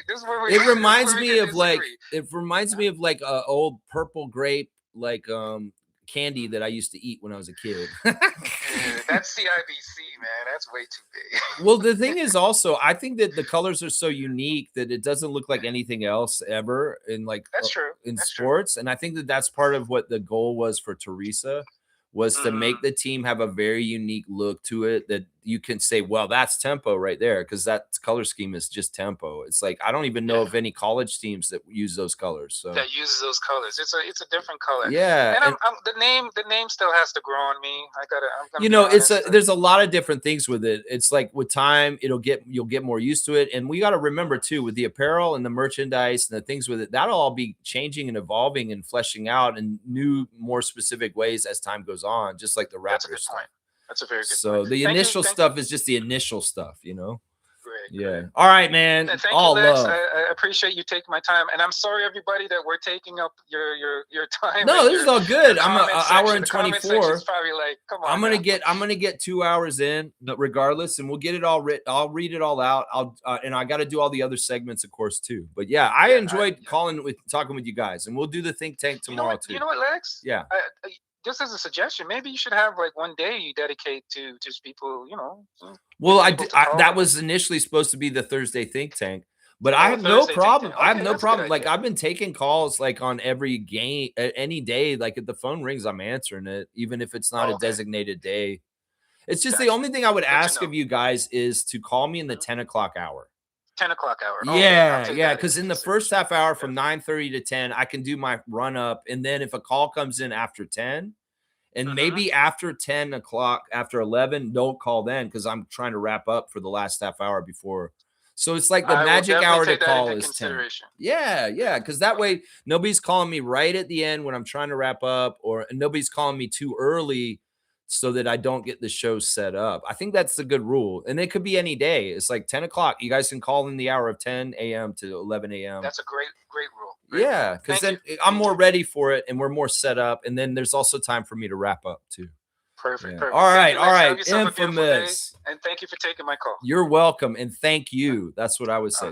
Let's go. Tempo. Okay, bye. Awesome. I'm so happy to hear from Infamous, man. I was really worried about him, and I reached out to him. It was a month or so ago, and just checked in with him, and I was just glad to hear that he's okay, even though there were some trials and tribulations he was going through. So, all right, we're gonna get to the comments now. Trevor J. Every pattern in your life repeats until you learn the lesson. The moment you choose differently, the loop ends and growth begins. Yeah. I mean, it's weird. We can get in ruts. Things will change over time, whether we like it or not. You can want to hold on to things and keep them the same forever, but that's just not going to happen because life changes. It's just inevitable. But yeah, I appreciate Trevor's words of wisdom. Blessings to the Jones family and all the Raptor Freak families, including especially our callers today. That's right. Trevor's saying this. The Tempo signed Mariela Fazula to a development contract, and they also signed one more Canadian, Yvonne Ejim, to a training camp contract. So we had the number at 15 in Tempo training camp, and now it's back up to 17. And that means 3 cuts again. Now, these are interesting sign-ons, and I'm questioning the timing of this. This is 2 days before the season starts. And, we already had all these players. I'm wondering this. Is Sandy Brondello not totally happy with how the Tempo players are doing training camp and wanted to up the ante of scaring them that, like, look, you don't get your act together, your spot's not guaranteed. I don't care if you thought you were penciled in to make this Tempo team. We're bringing in 2 more names, and y'all better get your game together in the next 2 days because it's going to be 3 more cuts. That could be part of it. Now, one of the players they signed, Mariela Fazula, is a Greek player. She's a big, and she was in Valkyrie's training camp, and she got cut by them. And I think this is my Redditor of the day for Toronto Tempo Redditor of the day. No, it isn't. Actually, I did a different thing. But anyway, she got snatched from the Valkyries waiver wire, this big Greek player. And she's got some power. She's got some size. And in some ways, with the makeup of our roster right now, she could be very helpful, along with Nina Milic and Maria Konde and, Klondikova eventually from Russia. So this seems like she could make the team. The other person especially want to make the team because it's Yvonne. It's Melvin Ejim's little sister. And she's Canadian. She's from Calgary. And she's played, like Trevor said in the Discord last night, that she's played with Kia Nurse on Team Canada. And well, Yvonne was drafted in the WNBA draft last year by the Fever, and she kind of didn't really play a whole lot last year or get a spot, but she could get a spot on our team. And having 2 Canadians on our team could be very good. Now, granted, these 2 late additions to training camp, they could very well be just cuts. But 3 people are still going to get cut at Tempo training camp. In some ways, I'm all for Canadian content. And if any of the women who've already shown up for training camp are not working their ass off and not showing the right kind of stuff to make this team, well, Sandy just made it a little bit more like, yeah, you better watch out, because instead of more people leaving, we just added 2 more. And that means we are going to have more people leaving than you thought. And you could be in trouble. Any of the women that were in the expansion draft, as far as like who could possibly be going. So I personally, once again, you know, I am with Canadian content. I want Yvonne on this team. You put Yvonne on this team with Kia Nurse, well, you've got 2 Canadian players. And plus, she's from Calgary. So she has a tie to a province that they're not visiting this season, but can get people behind the team possibly from that province in Alberta, from having an Alberta player on the team in Ejim. So that I like the signing right there. Trevor's saying Tempo will have 19 games that will air nationally on the U.S. in this season. This is amazing. They're getting better exposure in the United States than the Raptors do. I mean, seriously, this is crazy. I mean, part of it is that the W isn't as hierarchical, kind of holding people down as the NBA, at least from what I know. I may be completely wrong. There may be a whole kind of haves and have-nots kind of thing to their league too. But I think because it's a smaller league, and the league is kind of being plucky and trying to survive. They're not trying to downgrade or make any of their teams seem bad, so they don't shade them or ignore them like the Raptors get in the NBA. So I'm very shocked by this in some ways, that there will be 19 Tempo games on nationally in the United States. That's amazing. That's a really good thing for that team. That's right. Trevor saying Masai said he got his king, Cooper Flag. Yeah, listen, and I know with Stargate calling earlier and our whole thing about capture the flag these past 2 years, with all the overhype of Cooper Flag and us being kind of like this, I still don't believe it. I know that Masai is going to try and build the young prince into a king, as he put it in the press conference yesterday. But once again, Stargate brought it up. It's like this dude wants to be in Boston. And that may be one of the biggest challenges for Masai, is trying to work things in the right way to keep Cooper happy so that he doesn't sprint out of there the first chance he gets. Because there really are overtures that as much as everybody feels like the consolation prize for Luka is getting the first pick in the draft and getting Cooper Flag, there's no guarantees that man's going to want to stay and be around there like Luka wanted to, which is crazy that they sold him out and traded him to the Lakers. So it's a mess. And in some ways, some of the success that Masai does in his job will be creating a team around Cooper, as he said he wants to, so that he can make him very happy, so that he can make him want to stay. So this is going to be a big challenge for Ujiri. And once again, like we said, the callers and I think that he's going to be hard pressed to have a clear, I'm the cook in the kitchen that gets to decide everything without other people getting their hands on his recipe and trying to change it. So that may be the big difference. And Mavs fans, if you are watching me today, that's where things are going to go wrong with Ujiri. If it does go wrong, he'll do a good job. He'll fix your team, but he has to do it without any interference from Dumont and the other owners. And if things go crazy or happen weird there, blame your owners. Don't blame Ujiri, because that man will do a good job for y'all if he's allowed to. It's just whether they'll allow him to. And that's the whole biggest problem right there in Dallas is that. That's right. Trevor's bringing up the games from last night. The Pistons did beat the Cavs in game 1 of the second round. And I don't think it was even that close, honestly. And then OKC did beat the Lakers. And I'm happy about that. A lot of criticism of our guy, our MVP, SGA, for his floppy play and the way he plays. A lot of people hate the way SGA plays. They just hate it. He just runs in, gets hit, and he throws the ball up in the air. I get that, but man, I can't sell out my guy from Hamilton. We love Shai Gilgeous-Alexander, and honestly, you don't like it, don't watch it. But hey, it's allowed in the rules. And once again, whatever you're doing in this NBA, well, if they didn't like it, they'd change the rules. Trust me, and they'd fix it. They would. He knows how to play by the rules and get some things going for himself. Well, big up to him. That's the way I look at it. Trevor J saying that Darko and his wife Gaga donated almost $80,000 to the children's hospitals this year in his assist program, where he assists the Sick Kids Hospital in Toronto, St. Jude's in Memphis, and a hospital over in his home country of Serbia. And this year, the grand total raised for those hospitals $80,000 of his own money that he donates to these hospitals. It's fantastic. Quine and Dine's back. He's saying, do you think Grady Dick has a future with the Raptors? He does next year, but next year is a turning point, and it could be in the middle of the year. We see a couple things happen. I don't know if his trade value is very good right now, so that Bobby would trade him in the offseason, like the overtures of yesterday and the rumor we heard. I think what will happen with Grady is he's going to have to do hard work this offseason, kick some major ass. I mean, that's what Darko said in his interview yesterday, is Grady's got to work very hard. He's got to get stronger, and he's got to become a better defender, and he's got to find his three-point shot again. And, well, he can be reclaimed. He could become a valid rotation player again next season. It's going to depend on his hard work this summer and how he attacks things. And then, you know what? He has to have opportunity in training camp and in the preseason and then into the regular season for him to be able to show it and sign. There's a lot involved in wanting to get value out of him. He is a lottery pick, and he is somebody that we've invested time and energy into to hopefully be successful. So the idea of just casting him away like trash is not there, because there is value to him. Now, I could see this. I could see them maybe getting him playing time in the regular season, the beginning of the year, to try and make him look better.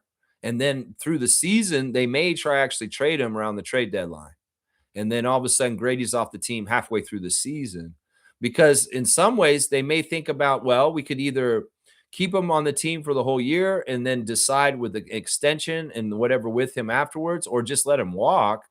Or we could try and flip him before the season's over at the trade deadline and get an asset for him otherwise. It's a good question, Quine and Dine. And I hope that my answer sufficed for what you were looking for. Yeah, Seymour saying big ups, 7:30 Mountain Time. That's right, big ups. Put those shots up, Sheriff. And Reggie's here. Good morning to our Raptor Freak current trivia champion. It'll be changing when the Larry O'Brien comes, but Smooth is our current Raptor Freak trivia champion. Masai going to try and take a few Raptors management with him. Who's he going to take, though? Is he going to take Shelby? Is he going to take Rayon Malik? Is he going to take John Goodwillie? Is he going to get Rico Hines from Philadelphia? I don't know. Who's he going to go get? In some ways, we can't be afraid of this. This is like general fear mongering, like in general now. The 51st state, all this bullshit, this and this. They just try psychological games. And, well, they can say, and we could say, yeah, Masai could take people from Toronto, but I'll believe it when I see it. And I want to see the specific names. And then I'll assess whether this is actually a big deal or not. It's like just the looming threat that Masai Ujiri is going to steal people from Toronto. Yeah, I'm not going to get scared of that. Fuck all that noise. Because that's gaslighting, fear-mongering shit from Zach Lowe is what that is, Reggie. That's what it is. So, you know, that's who said that yesterday. Expect Masai to steal people from Toronto. Well, you wish that, Zach Lowe, because you don't want Toronto to do nothing. And the Toronto Raptors look good and on the upswing because of the playoffs. And, well, everybody wants to plot our demise. Every time we pop up and we're going in a positive direction, everybody's going to try and do things in subterfuge. And some of it is absolute horse crap and BS. So we'll see. Ed Rogers may be like, yeah, if any of you want to go work for Masai, go to hell. You know, he could be like that. It could be all kinds of things. Either way, we have no control over it. I'm not going to lose sleep over this. And I would have confidence that the Raptors would replenish the job with the right person if we are poached for anybody. So even if this does happen, who cares? It's fear-mongering, Reggie, and I'm not going to fall in line with it. That's right. Dallas doesn't have draft pick, and it will be a challenge. Yeah, Masai likes challenges. It's like he had to complete. It's kind of weird because it'll be the exact opposite in a lot of ways in Dallas than Toronto. He had all the draft picks to make his good, very good picks like Siakam and Walter and people like that. But, you know, in Dallas, he won't have that aspect. And in some ways, we might have to see Masai be more of a trade guy. Like he may have more ability to trade out of Dallas than in Toronto. And we may see him wheeling and dealing a little bit more with trades in a way that he couldn't do in Toronto. And his mode of what he does is not through the draft like it was with us. So we'll just have to see. He may even be able to get free agents in Dallas. So we'll just have to see. He's going to have to work it the way he can for the situation he's in, right? Medved Ted saying Mavs fan base despises Patrick Dumont. He hired Masai because of his charisma and the fact that he can bring fans closer to the organization, ultimately leading to increase in tickets and merchandise, draft capital. Yeah. Medved Ted's hitting a nail on the head. He very unpopular owner, asshole, person that people are mad at because Luka's gone and it's his fault. Yeah, bring in somebody who's charismatic and popular and able to make a speech that's going to make everybody feel all right. Yeah, that's part of what Masai did yesterday. He took that microphone and he spoke very charismatically. And Mavs Nation is now getting to feel what Raptors Nation felt whenever he took the microphone and spoke. You guys feel good, don't you, Mavericks fans? Yeah, he does that. He'll inspire you guys and he'll make you guys feel like you're going in the right direction because he's like that. And he's not fake. He's for real. In some ways, you could say, oh, he's a shim salesman. He's just going to say what sounds good. No. When he says stuff, what he says, he means it. And he's going to try and do his best to help you guys. And this is completely true what Medved Ted's saying here. They needed a more popular person as a figurehead for that organization. And Masai takes a lot of the flies that are on the cow pie that Patrick Dumont is away. And there's a lot more of this. I think Medved Ted hit the nail on the head right there. Right there. That's right. Smooth saying draft capital. There's no change in Dallas. It's always been a conservative state and will stay that way. Well, that's what I'm saying. In some ways, can he win hearts and minds? Can he change the youth? Maybe there's young kids that they're Mavericks fans in that state. And they're like, you know what? No, man, I'm more liberal and woke and progressive because Masai Ujiri is an amazing person and he's a big influence on me. So maybe it's not like a Vince Carter effect, but a Masai Ujiri effect for the state of Texas. And all of a sudden, in the middle of a crazy ass, dumbass, backwards red state that people have to travel away to do something or just an idiot state. Maybe Masai can change it from within by changing the youth, by changing the young people that love the team. And they're like, man, Masai's awesome. He's a role model. I want to be more like Masai. And maybe there's even some young children of white supremacists that are changed within the family. And the kid's like, why are you talking like this, son? All of a sudden, what are you doing, kid? Chet, what are you doing? He's like, I love Masai. He's the best. And you're wrong, Dad. You're an asshole. You're racist. Masai Ujiri's the right one. This kind of effect could happen in Texas over the next couple of years, the Masai Ujiri effect. And maybe it will help closed minds become a little bit more open-minded by bridging that gap through basketball. You know what I'm saying? This is interesting stuff, man. This is interesting stuff. Quick Grim, thank you for the subscription. He's saying not everything has to do with skin color. This narrative is getting really old in the year 2025. Well, you know what? When people base a lot of lawmaking on skin color, you can tell me it doesn't have to do with skin color, but you're lying. Because a lot of what the United States has done since this Trump criminal regime second is purge the government of people of color. And in fact, he's not only just going after colored people, it's after females too. It's like there's jobs that he could hire a female and there was a female in charge. He replaced them with a woman. So yeah, you can go ahead and have this stance, but it's still something that matters. And, I think that people say not everything has to be about color are actually people that are just trying to make excuses for their own bullshit in their secret lives. So I would say that. I don't know you, man. This is your first comment. Let's see. Wish you would stick to your Raptors takes instead of political takes that can divide people here. I'm not dividing anybody. I'm bringing people together. But if you don't want to see the truth and you want to live in this world like this, where you're colorblind to the extent where racism can exist and you want racism to be prevalent, but you don't want to take account for it, well, you're kidding yourself. And you're not dividing. I'm not dividing. The people that do this shit are dividing. So either way, I would say this. Too quick, Grim. You don't know me, man. And if you just came to this channel and you think that I shouldn't talk politics, well, you haven't been watching this channel for 5 years. And you don't understand what the Raptor Freak channel is all about. So either way, I talk about things in a real way. Cut through the bullshit. And your bullshit, you tell me you shouldn't talk politics? Well, fuck you. I don't know you, man. And I don't need your subscription. So, and you know what I'm gonna do? Because you stepped in the wrong place in the first comment, I'm gonna kick you out of the channel right now. So there you go. There you go. You're gonna say that it doesn't have to be about skin color? Well, I'll tell you right now, you'd be an idiot to think that it isn't in some ways. All right. Let's go here. Jimmy Pope is saying this, not saying we need to make trades in any way, but the thought of Bobby and Masai doing business feels so weird. We wish we still have Masai. You know what I would say to that is, that may actually be a trading lane that's actually very good. We've had a good trading lane with San Antonio for years now. And well, now we may have a good trading lane with Dallas because of the friendship of Webster and Ujiri. So that's fantastic. I think that's awesome. Yeah, let's see. And he's saying one more, not cool demonizing right-wing supporters. We all bleed red. We don't bleed red, though. I bleed other color than this. And you say, look, right-wingers are fucked up right now. All right-wing people support fascism, support denigrating other people that aren't like them. If you support right-wing politics, you're an asshole. I'm going to say that right now. And yeah, you can say I'm dividing, but listen, if you're a Dallas fan who came here just to listen to me because of my subject for today, I hope you get value in what I said, but this channel is not for you.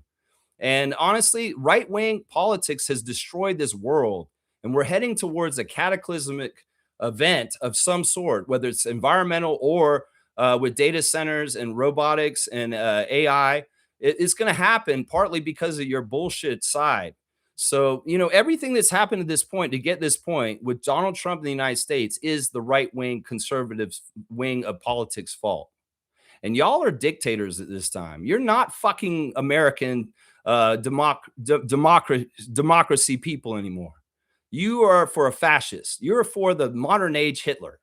And if you support right-wing politics right now, you support incarcerating people like animals. You support subjugating people in really fucked up ways.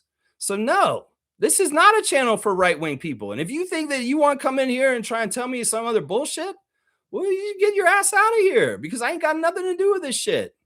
And this channel is for Raptors fans, and this channel is for people that have progressive mindsets, people that are actually for good things for everybody instead of selfish ass shit for just themselves. So that's the answer right there, my guy. There you go. Smooth saying this, he's getting 3 times the value of his contract because there's no state law. Yeah, I mean, in some ways you could think about the money in that aspect for him in that way. I'll bet you he is getting 20 million a year. Seriously, I bet you he is. Let's see. Fiercely saying, good morning, fam, and happy Wednesday. I honestly did not pay attention to Masai's introductory presser. I've seen a clip of him talking about Flag and referring to him as a prince. Yeah, I mean, it was just weird. It's surreal. In some ways, it reminded me of Nick's presser in Philadelphia. It's just something that you never thought you would see, and it doesn't look right. It doesn't look right. I think that most Raptors fans could say that. Watching that thing yesterday, it's like, this doesn't look right at all. And in some ways, the energy around Ujiri isn't right either. It really, really isn't. Let's just say that as far as like his place and being there, it doesn't feel right totally at all. Let's see. Smooth saying he did say he wanted Flag and he was not happy the Murray-Boyles didn't roll the Raptors' way. Now he has them. He didn't say that exactly. That's not what he said, Reggie. That's not what he said exactly. Anyway, I'll keep moving because I do have to move pretty quickly here. Masai is there to set the tone. Thus, the reason why he used the word calm. Notice how the owner followed Masai's lead as how to move forward without disrespecting the past. Yeah. I mean, Masai's very savvy media-wise. And in some ways, he's not going to take the bait to bash Nico Harrison. And he was smart to do that. We know he's very well media trained, right, Neil? Yeah, Fiercely saying, who courted Hugh? I know. I can believe the reporter asked that. Y'all, if you could edit your comments so I can go faster, just in case it's something we don't need in there for some reason. But yeah, I appreciate it. Yeah. No, it was definitely Patrick courted Masai. And even up to the last second, I bet you Masai was kind of like ambivalent about totally taking the job, guys.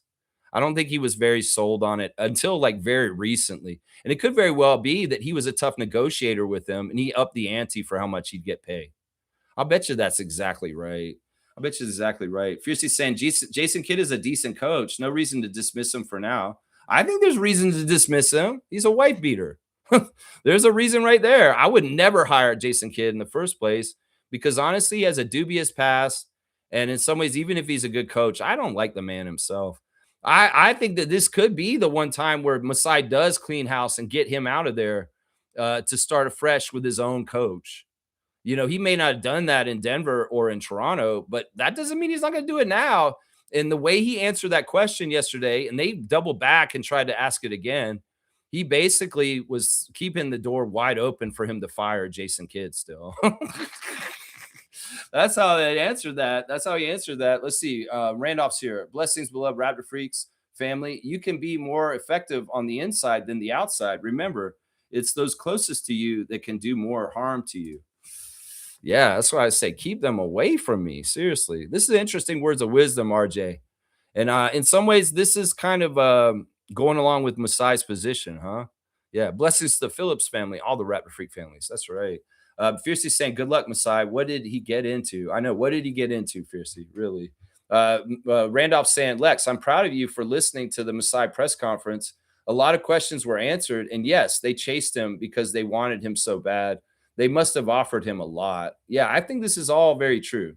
I think this is exactly right. Infamous is here. Salute, freaks. May I call in? Yes, you can. And you did. Michael's saying, Raptors have lost Masai. Why cover him? He's gone and he's not coming back.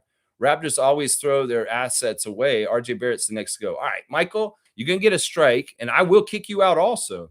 Now, all right, listen. Masai Ujiri is Raptors culture in some ways. I did the same thing for Nick when he did a press conference for Philly. In some ways, this is like a goodbye press conference. Look, Masai's always going to have a part of our franchise, and I will cover Masai till the day he dies, right? Or I die before him. I don't know. I'm just saying it's something like that. It's like he's always going to be a part of the Raptors. I cover all the former Raptor players. In fact, I'm going to do birthdays today for people that I shouldn't even cover, but I'm going to just because they did put a Raptors jersey on. So listen, this is a Raptor Freak channel. It's not just the current Raptors. This is for the history. This is for the whole 31 years. And Masai Ujiri, we could mention him every single day on this channel if we want to. We're allowed to. Praise Masai. We love Masai. We always will. So, Michael, once again, you guys don't format my show. You don't tell me what I'm talking about. I have a free forum for free speech, and I talk about a lot of subjects here. In fact, I will talk about the Israeli genocide of the Palestinians.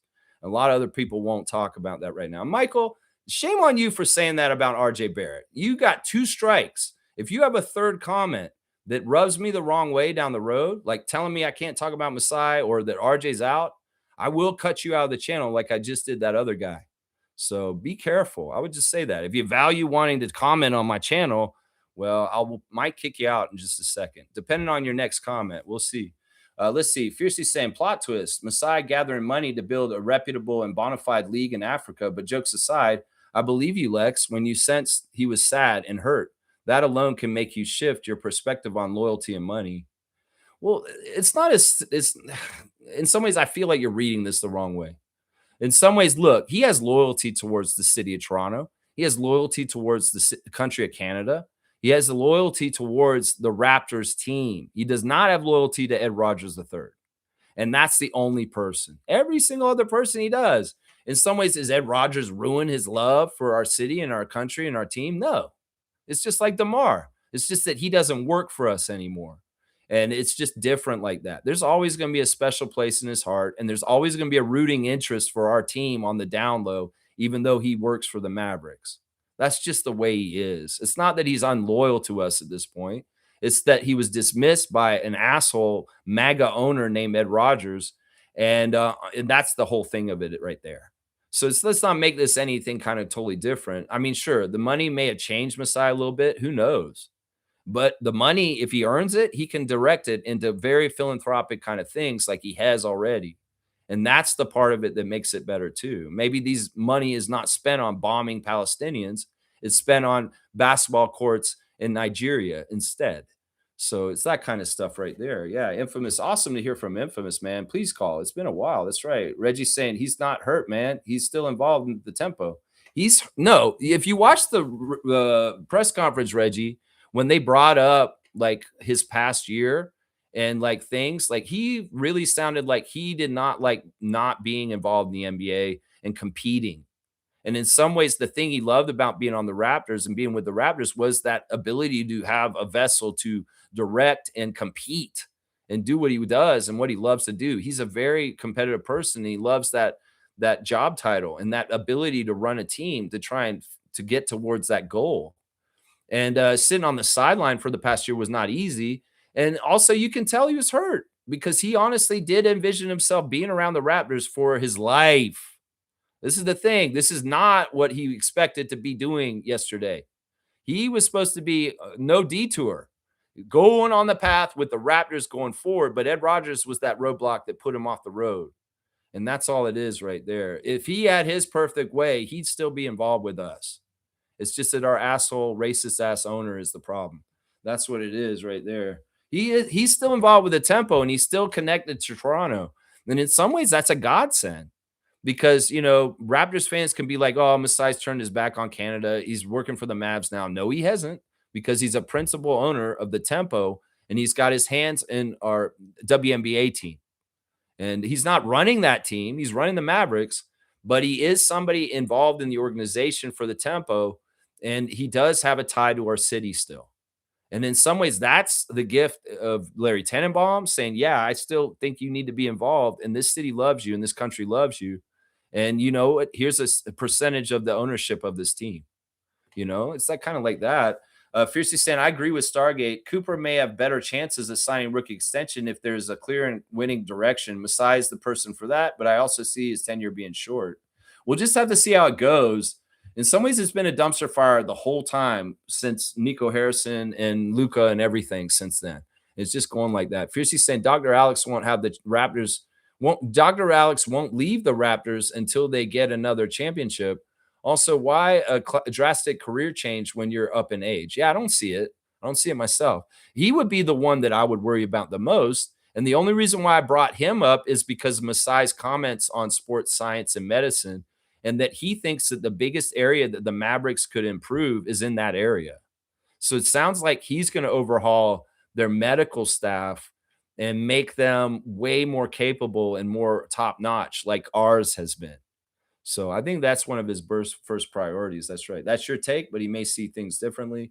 Fiercely saying, why dreaming of something if they're teammates? It should be a given. Kyrie plays with Cooper. Good analysis. What?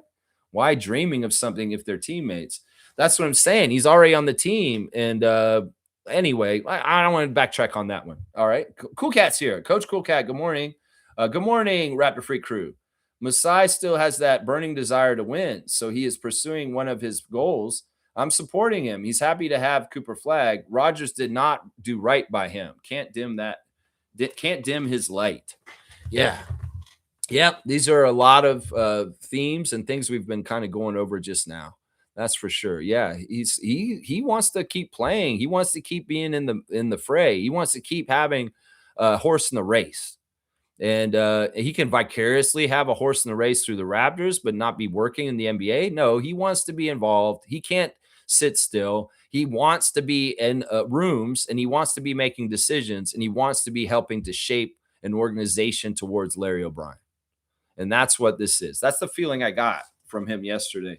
Kaloy saying this, good morning, Lex and fellow freaks.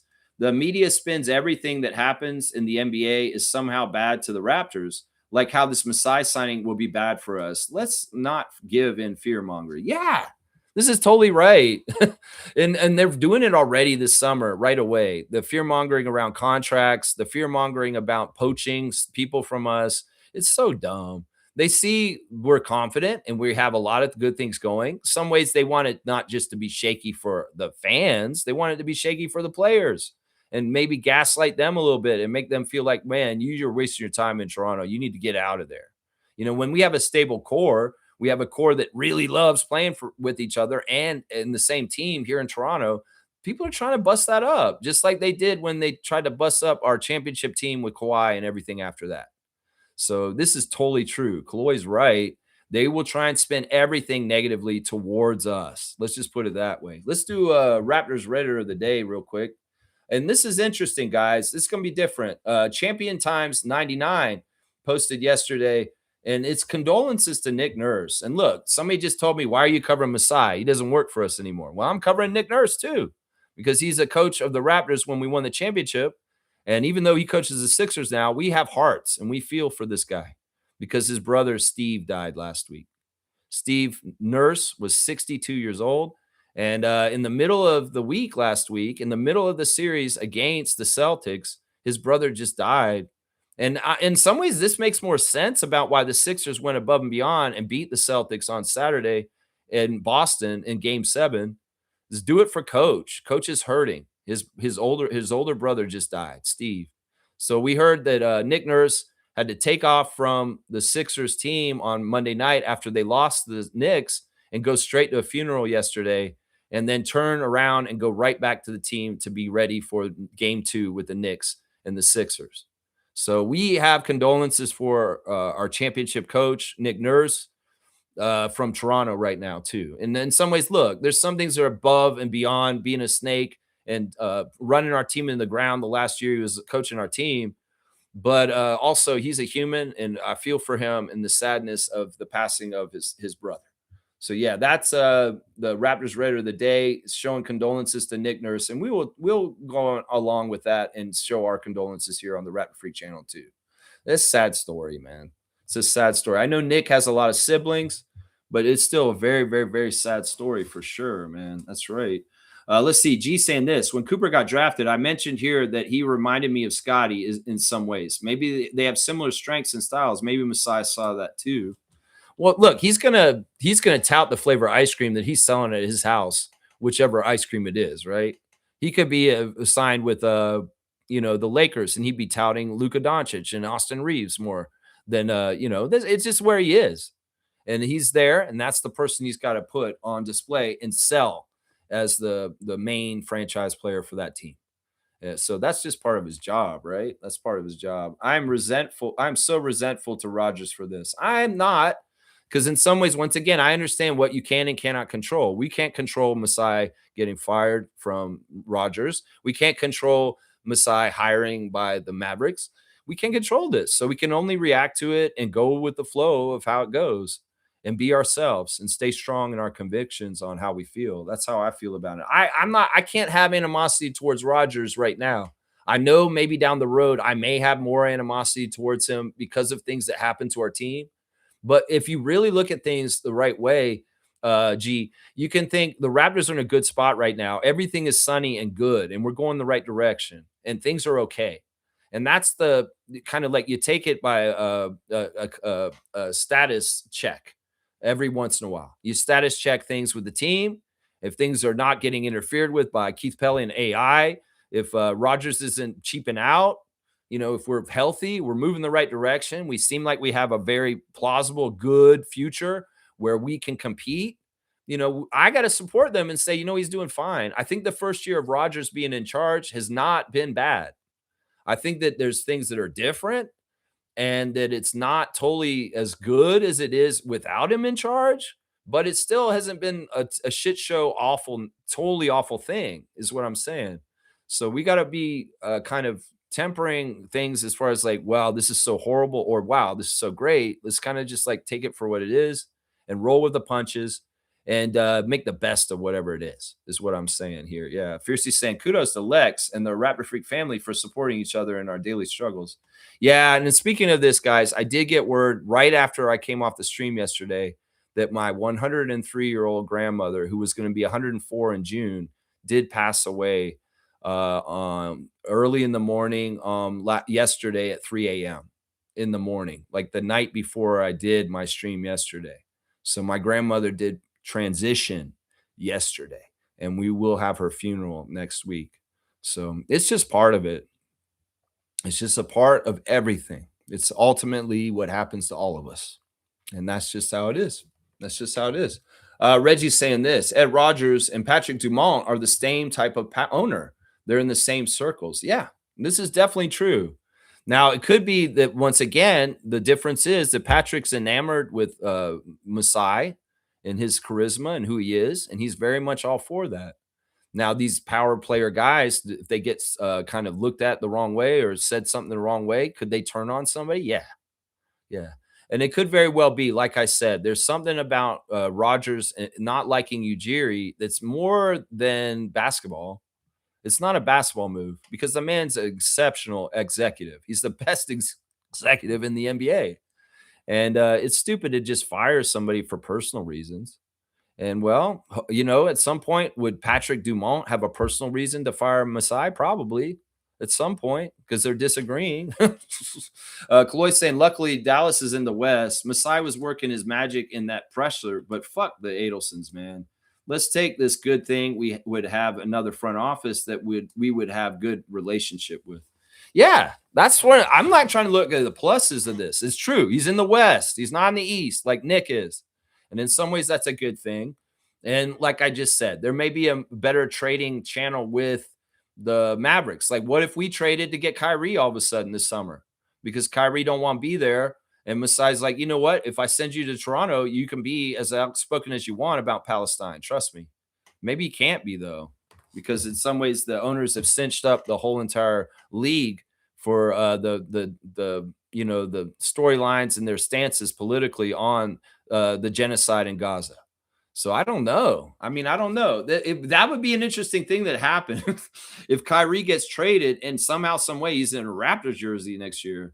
That would be really weird and interesting. Although he said some good things about Kyrie. He really loves Kyrie. He said he has the best ball handler in NBA history is what Masai said yesterday.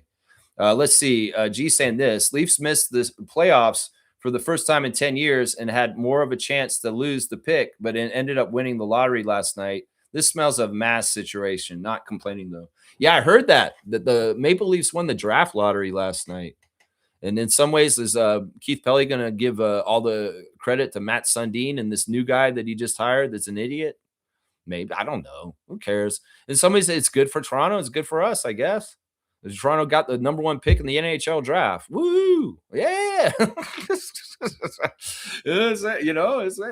Fiercely saying, Lex, watching a few seconds of Pelly being roasted was so funny. His voice is almost like you imitated him, though. You think I do a good job. His voice isn't as gravelly as me when I do it. In some ways, when I do the Keith Pelly, I'm embellishing.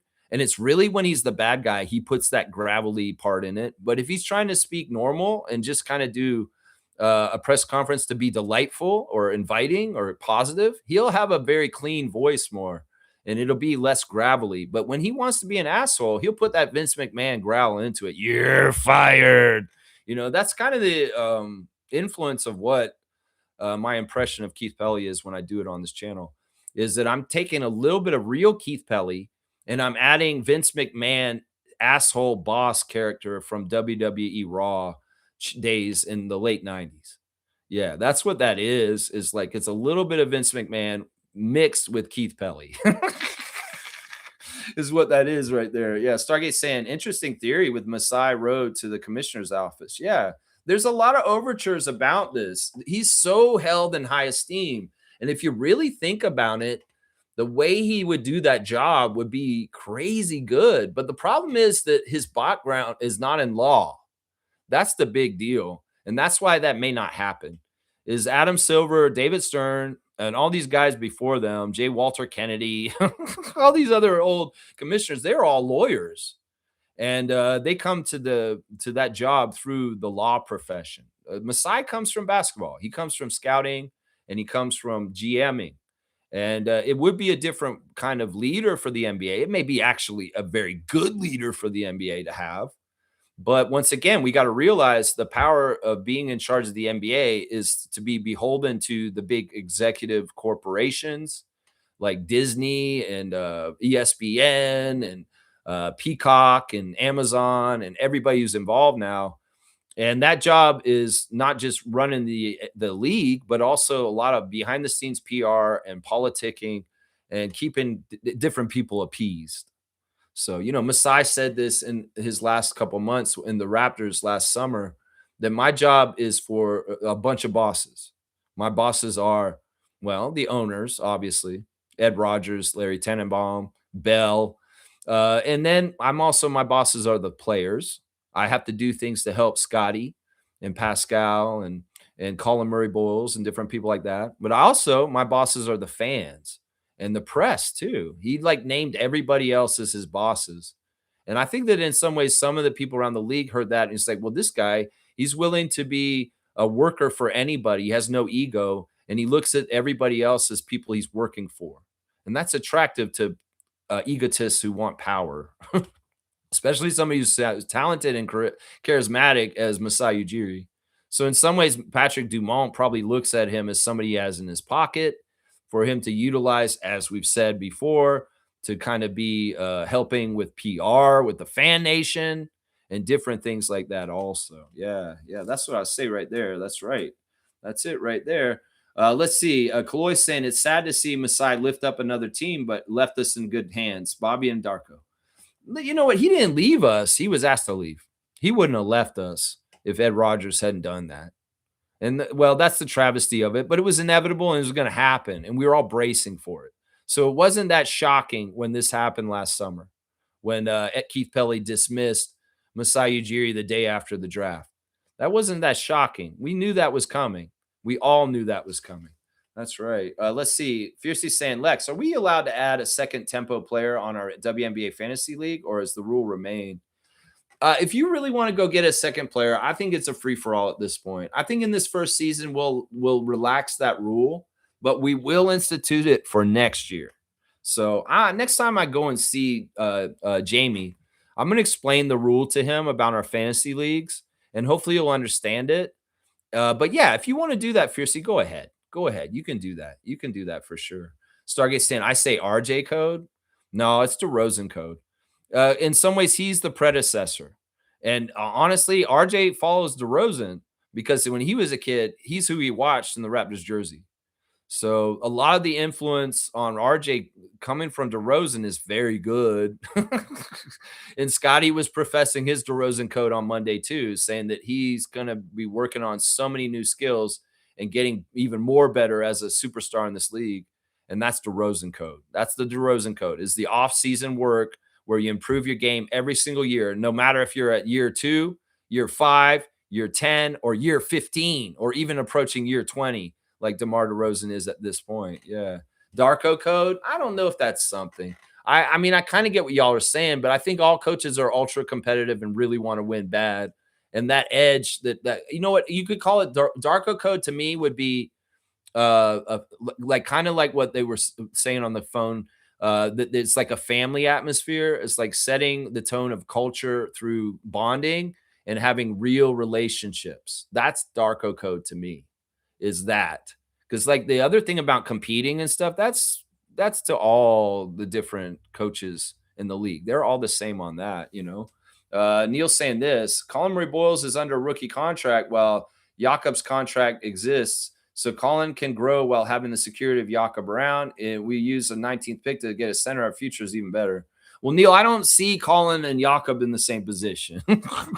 Even though we use Colin as the stand-in for Jakob when he was hurt this year, they're not the same position.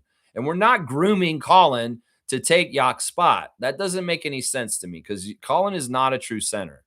And once again, the value of Jakob is he's the only true center on our team, and we need that. And everybody is so short-sighted and thinks that Jakob is just a really bad albatross on a contract and all this kind of stuff.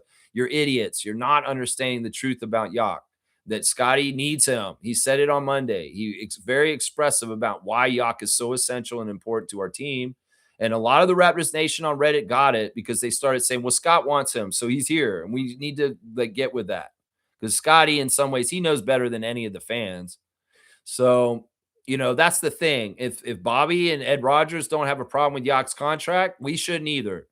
And honestly, all the hype is coming from down south, some of it. ESPN comes out with rankings and says one of the worst contracts in the league is Jakob's. And all of our fans get gaslighted by the American media once again to turn on our players and our own team into thinking that contract is so horrible when there's other contracts around the league that are way worse than Jakob's. But they never put those contracts on those lists, do they? No, they don't. It's picking and choosing, and it's building perception, manufacturing ideas.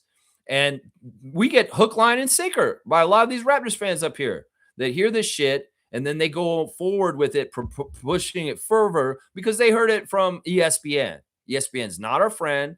None of the U.S. media down south that covers sports is our friend as far as the Blue Jays or the Raptors. And everybody needs to start remembering that. So would you take advice from your neighbor that hates you and that would tell you all the wrong things to do in your yard? No, you wouldn't listen to them, would you? And this is the situation with the U.S. media and the Raptors. You shouldn't listen to anything they say about us. First of all, they're not knowledgeable about us because they don't actually cover us or pay attention to us. And second, their motives for what they say to us are to cause doubt and fear among our fan base. And it's gaslighting. It's just pure 100% gaslighting. So everybody needs to get to the point where they understand this and take this as the truth, because it is. Stargate's saying this. Let's see. Where am I? Jumped ahead. Remember, y'all, can you edit your comments? If it's not really that important, if it's not Raptors, I am at over 2 hours and stuff like that. And in some ways, it's like if you've gotten comments a lot on my channel already, and let's not be selfish and take too much of my time just by having a whole bunch of comments. So if we could edit down a little bit, because I want to land this plane in the next 15 minutes, basically right now. Stargate's saying, Blackhawk, the issue with drafting a center is that centers tend to take a while to develop, 3 to 4 years if they're not a high pick. At 19th, are you willing to wait that long for a center to develop and what that conducive to contribute to contending? I would say this. That's right in what he's saying. And that's why we target guys who've been in the league a couple of years and we go get them in their second contract. And that's smart. Honestly, I'm okay with this. Last year would have been the year to draft a center, but we missed the boat on that. And this year is not a good center drafting, and especially at our position at 19. So Stargate's right. We're not going to draft a center at 19. And honestly, drafting a center in the second round is a waste of time for the most part. The best thing we can hope for is possibly Shamshay getting cleared and circling back and being a part of our team again next year. Or we do something in the offseason and we get somebody new. And there's somebody who's played in the league like 3 or 4 years, like Sandro Mamu. And they have an established NBA ability that can be utilized. And it's not, we're waiting around your project. You're making dumb fouls. You're turning the ball over a lot. And we can't actually play you because you're such a mess. So it's really, you want to get a guy who's already established that they're somewhat a good NBA contributor and pay that money and the experience they've already got is what I'm saying. That's the pattern that Bobby's been showing recently. Interesting. Lex and Seymour mentioned that we may even be one player away. I believe that too. I have a player in mind, but it will be very, very risky. And since I do not like trade talk, I won't go there. Yeah, I don't want to speculate on that, but I do feel like we're that close. I do feel like it's a big. Some people, if we switch Kyrie for Emmanuel or something like that, that could be interesting. But I don't want to do that necessarily. I like Quickly, and I want him to stick around. But, there's a lot of different kind of possibilities for what could happen. And Bobby's job is Bobby's job. I know that. And I'm not trying to do it. That's right. Let's keep going. Let's see. Seymour wants to know who the player is. We won't say who leaves, but we can mention targets. Trevor's saying the NBA has fined Jaylen Brown for $50,000 for publicly criticizing the game officials. Yeah, this is an interesting story. It's an NBA story. In some ways, I'd go more in depth on it if I had more time, but I'll just gloss over it real quick. They should have fined Jalen Tyson. They got the wrong Jalen. They should have fined not Jalen Tyson. They should have fined Strus for the headbutt. Jaylen Brown's storyline about the NBA's against him politically is probably true. I mean, the politics of him not making Team USA basketball was there. And in some ways, his outspokenness, like Kyrie Irving's outspokenness, does hurt him on the down low around the league. I think that's right. And I don't think what he said about the refs is off base. I think he's exactly right on that, too. And the things he's been saying about flopping and Joel Embiid, that's all on point, too. Stargate's saying, they're complaining about SGA when he learned that from the same guy he's playing against. Like LeBron been doing that shit his whole career. That's funny. Superfan Mo is in the house. Good to see the superfan Monique Lawrence joining us this morning. Good morning, Raptor Freak crew. The Raptors season exit interviews were amazing. Darko, too, obviously right. Which interview surprised you?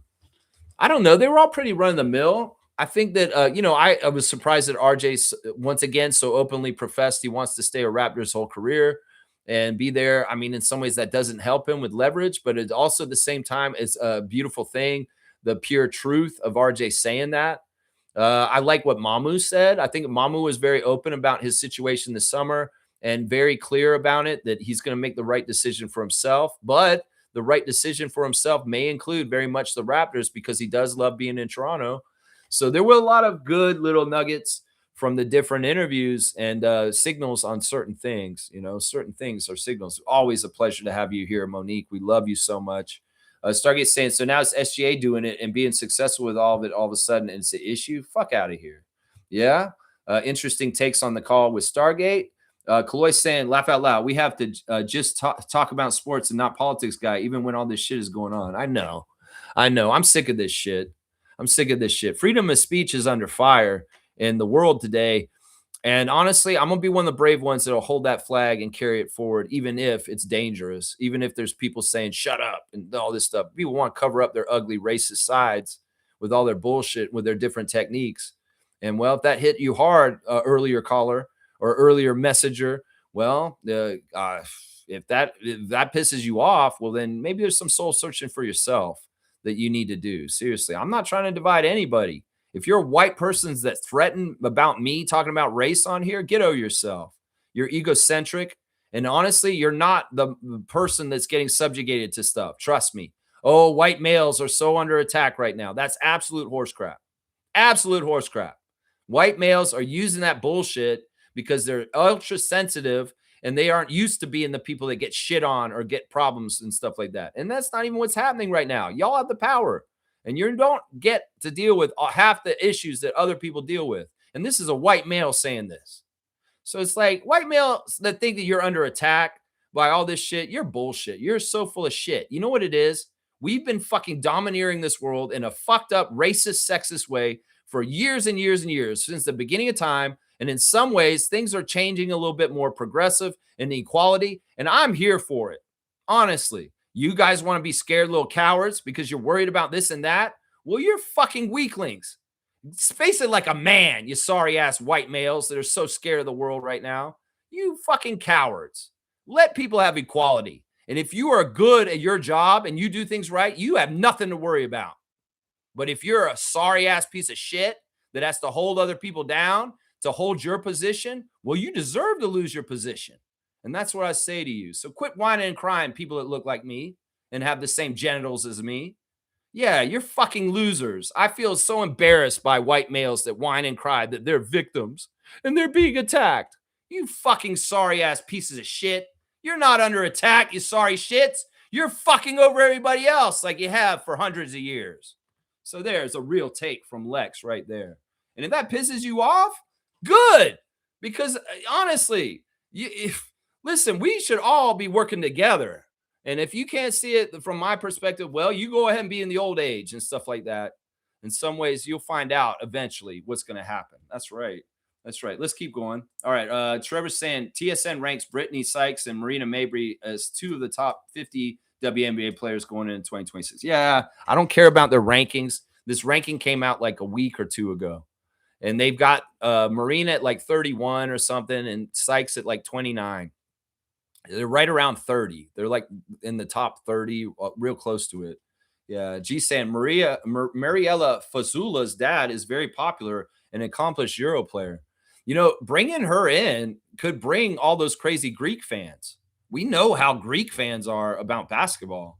And if she's on the Tempo, we might have a whole section of the Tempo fan base that is those crazy Greek fans.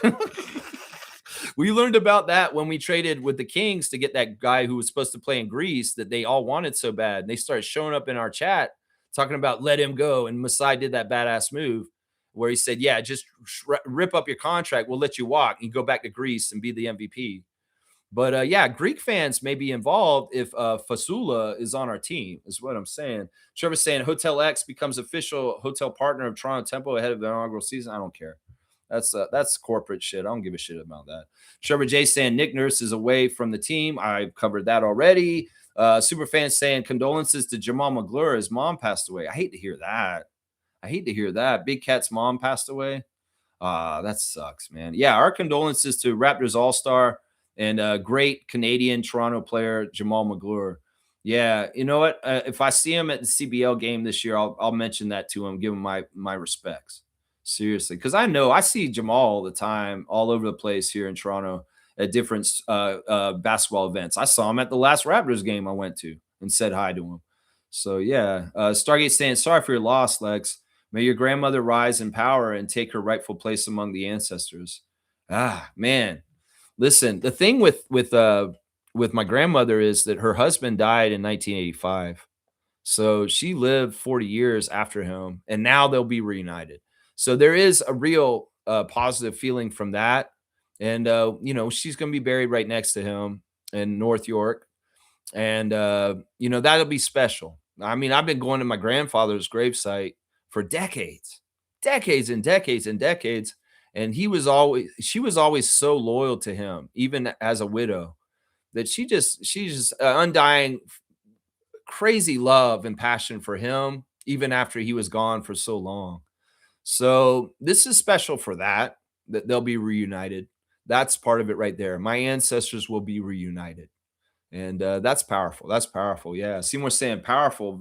Seymour's infamous call was very powerful. I appreciated him saying the nice things that he said. And like I said, man, I'm all about healing. I'm not about dividing. If you are full of hate in the first place, you're not going to like what I say. And that's what it is right there.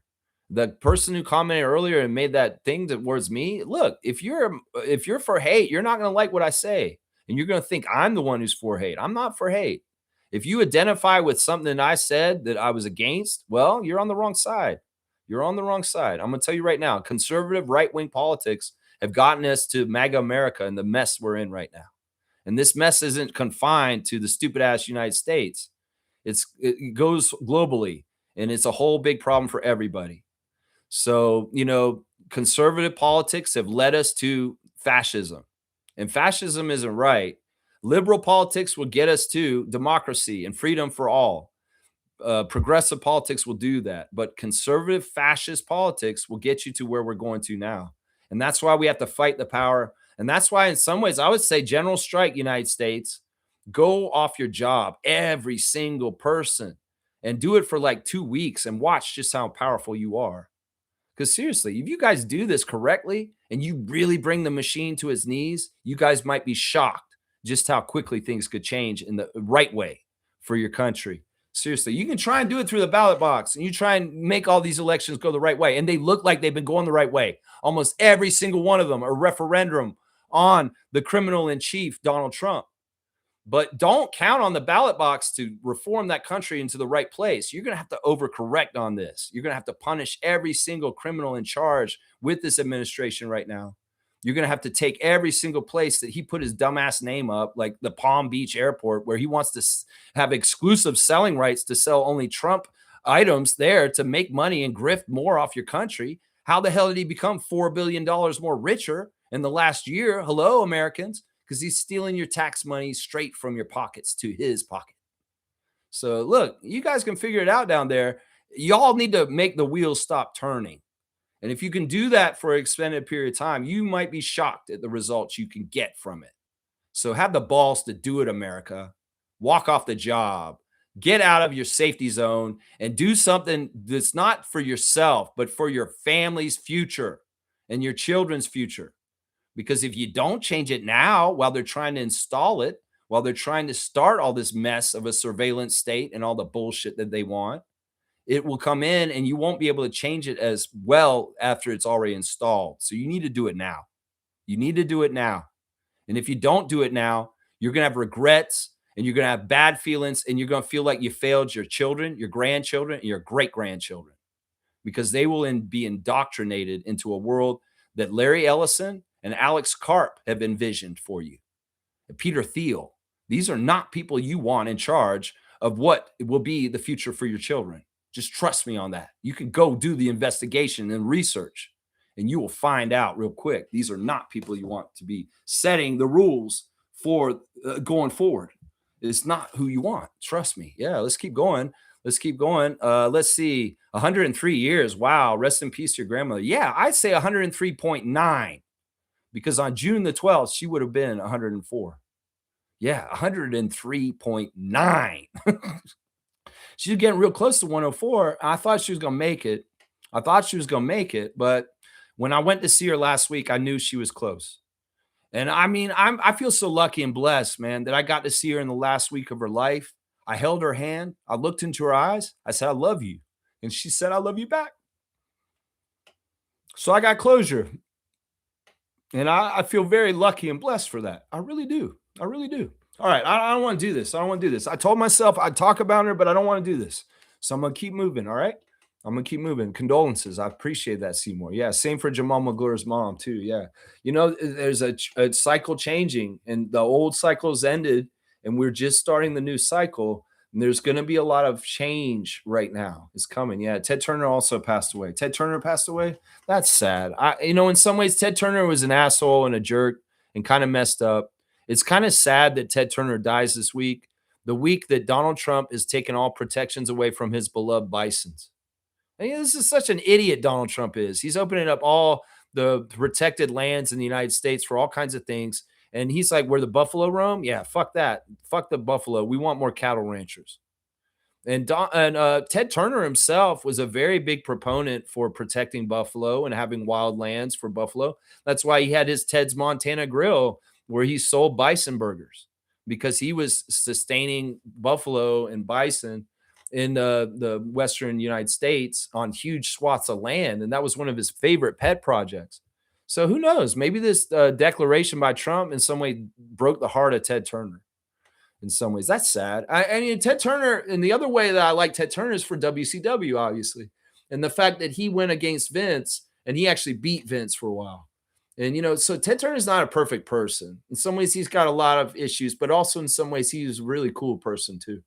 TBS, Atlanta Hawks, Atlanta Braves.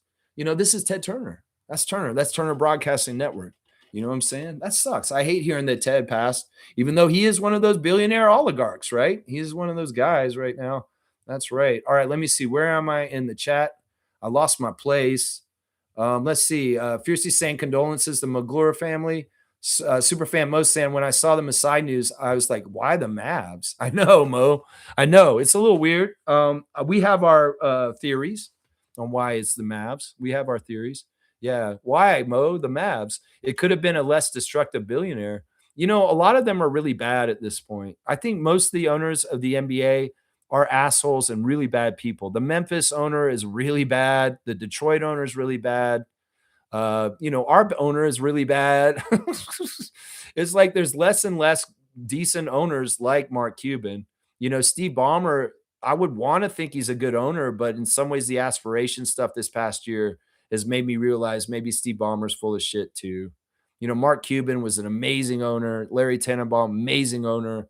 But there's a lot of really bad owners. James Dolan. Hello. There's a lot of bad owners in this league. Really, really bad owners. Reggie's saying, yes, condolences to the McGlure family. Fiercely saying, my condolences to Lex and your family as well. My goodness. Yeah, I mean, I'm handling it okay. Like I said, I do something called pre-mourning because, you brace for something, it's coming. And, I'm going to be honest, I didn't think my grandmother would live over 100, so I would have been bracing for her passing for a long time. So in some ways, going through it all in my head ahead of time and being ready for it has helped. Let's just put it that way.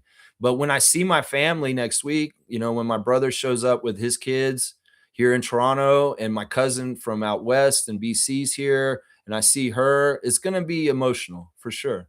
When the whole family's together, it'll be emotional then for sure. Yeah, it's all right that you're late in your comments. Trevor's saying Bobby Webster will talk after playoff exit at 11:30 this morning. So he started right now. So Bobby's on the mic right now. All right, we'll watch Bobby. I have to hear what he has to say. Maybe he has some opinions on Masai. We'll have to see. He'll probably get the Masai question. Darko did yesterday.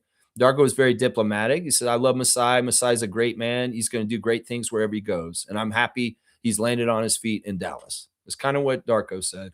Yeah, W Stream, W Vibes. Thank you, Monique, for the cutoff. Stargate saying, Seymour, I'll give you a hint. Dr. Alex would really, really have to work some magic. Okay. I'm not sure what that was from the call on the call earlier. Would have to be like Merlin, I mean to say. Oh, okay. Is the target hurt right now? Lex, I need your help with this one. Is the target hurt? Is the target hurt? Who knows? I don't know what you're talking about. Stargate saying, like I said, it would be very, very risky, more risky than Kawhi.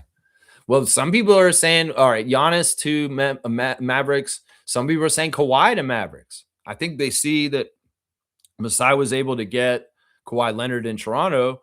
that and because Kawhi said he doesn't want to play for Steve Ballmer anymore too. That there is a possibility that Leonard could be on the Mavericks somehow, some way. I could see that. Randolph saying, Lex, to you and your family, I extend my deepest condolences on the home going of your grandmother. May her soul rest in eternal peace. Keep her legacy alive, my brother. That's the thing, man. You know, when I found out that she had passed, you know what I was doing? I was out in the yard planting flowers. So it's just was the perfect time at that time to know at that point is like, yeah, when I found out I was outside, it wasn't when I found out she had passed, but that she was going too soon. I was in the yard gardening, and in her garden, like in her yard from out here, because she gardened out here before I did. So there's a lot of legacy here for sure, Randolph. And I really do plan on keeping that part of her legacy alive. It's her garden. Her garden, yeah. I have plants of hers, like her tulips and some rhubarb that she planted a long, long time ago that still persists in my yard. And they are definitely going to be a part of keeping her legacy alive. That's right. Holy, more riskier than Kawhi. Yeah. All right. Let's see. Stargate stand. And you would probably have to give up Brandon and someone else, but it feels a big need. Okay. You guys are doing trade speculation, so I'm not going to do that. Bobby Webster exit interview just dropped. Okay. I'll watch that after, and we'll react to it tomorrow. Condolences to everyone who lost any of their loved ones. Yes. Trevor's brother, Jamal McGlory's mother, my grandmother, Ted Turner. Yeah. I never got closure with my father. You're fortunate. I talk to him every day in my thoughts. And that's good. And you should, Reggie. And I truly do believe, like, this is one of the ways I'm looking at it with my grandmother is, you know, for many years now, she's been in a long-term care home in Scarborough off Kingston Road. And I'd go see her, and I've always wanted to take her back out here to show her what I've been doing out here so that she could be impressed and see it. But she couldn't leave the facility because of her state and where she was. You know, I just wanted to take her down the street to go to Swiss Chalet like we used to, you know, sit in the restaurant and have a meal together. And quite often, some of the times I visit her, she'd say, all right, we're going to eat now, because she didn't know she couldn't leave at that point. And that sucked. But now I think about it this way, you know, she's passed on and she's in the new phase and new energy. She can come and see me now, and she can come and see the job I'm doing out here. So that's part of the trade-off. And, you know, I felt my grandfather's energy around me for years. In fact, when I almost died in that car wreck in August of 1994, she was there that pushed me back from the light to come back here. His presence was strong. So I really do believe in this energy out there, Reggie. And what I would say to you is that what you're saying to your dad, he hears you. And whatever you didn't get to do while he was in this existence, you do now. And it is working, okay? Because he hears you. Because I know my grandfather can hear me. I've had evidence of that. And now I'll be able to talk to my grandmother and show her what I'm doing in real time here. And that's the trade-off, man. That's the trade-off. She's no longer confined to a long-term care home where she could never leave in the last 10 years, but now she can in her spirit. Yep, that's it. Stargate saying, I heard Ted Turner is a name in the files. That could very well be true. You know, most of those people, and it's not like those files have stopped. There's just another guy who's doing the job of Jeffrey Epstein. And that's the sad thing, man. That's the sad thing. These billionaire elites, they live by rules that they think they can get away with and nobody will ever discover. Well, the Epstein files are a real thing and we know about them. And you know, there's a lot of people in those files, and they're not, you know, if you look at the files, it's not that they're necessarily people that went to Epstein Island and did stuff. They may be just people that were talked about. They could have been somebody who had an indirect relationship with Epstein, but they were just involved in the files because their name appeared. You know, there's different levels of involvement in the Epstein files. And not all of it is, I went to the island and sexually abused children. Some of it is like he did a favor for me because he helped me buy a plane or something like that. You know, there's different levels to your involvement in those files. And I don't know, Ted Turner, he doesn't strike me as one of those kind of guys, but who knows? He could have been. I mean, he was married to Jane Fonda for a long, long time. And Jane Fonda is a very progressive, real person. If you listen to her politics and how she talks and what she's for them to get along and be together for that long, it doesn't make sense that he's a pedophile and that he did stuff to people.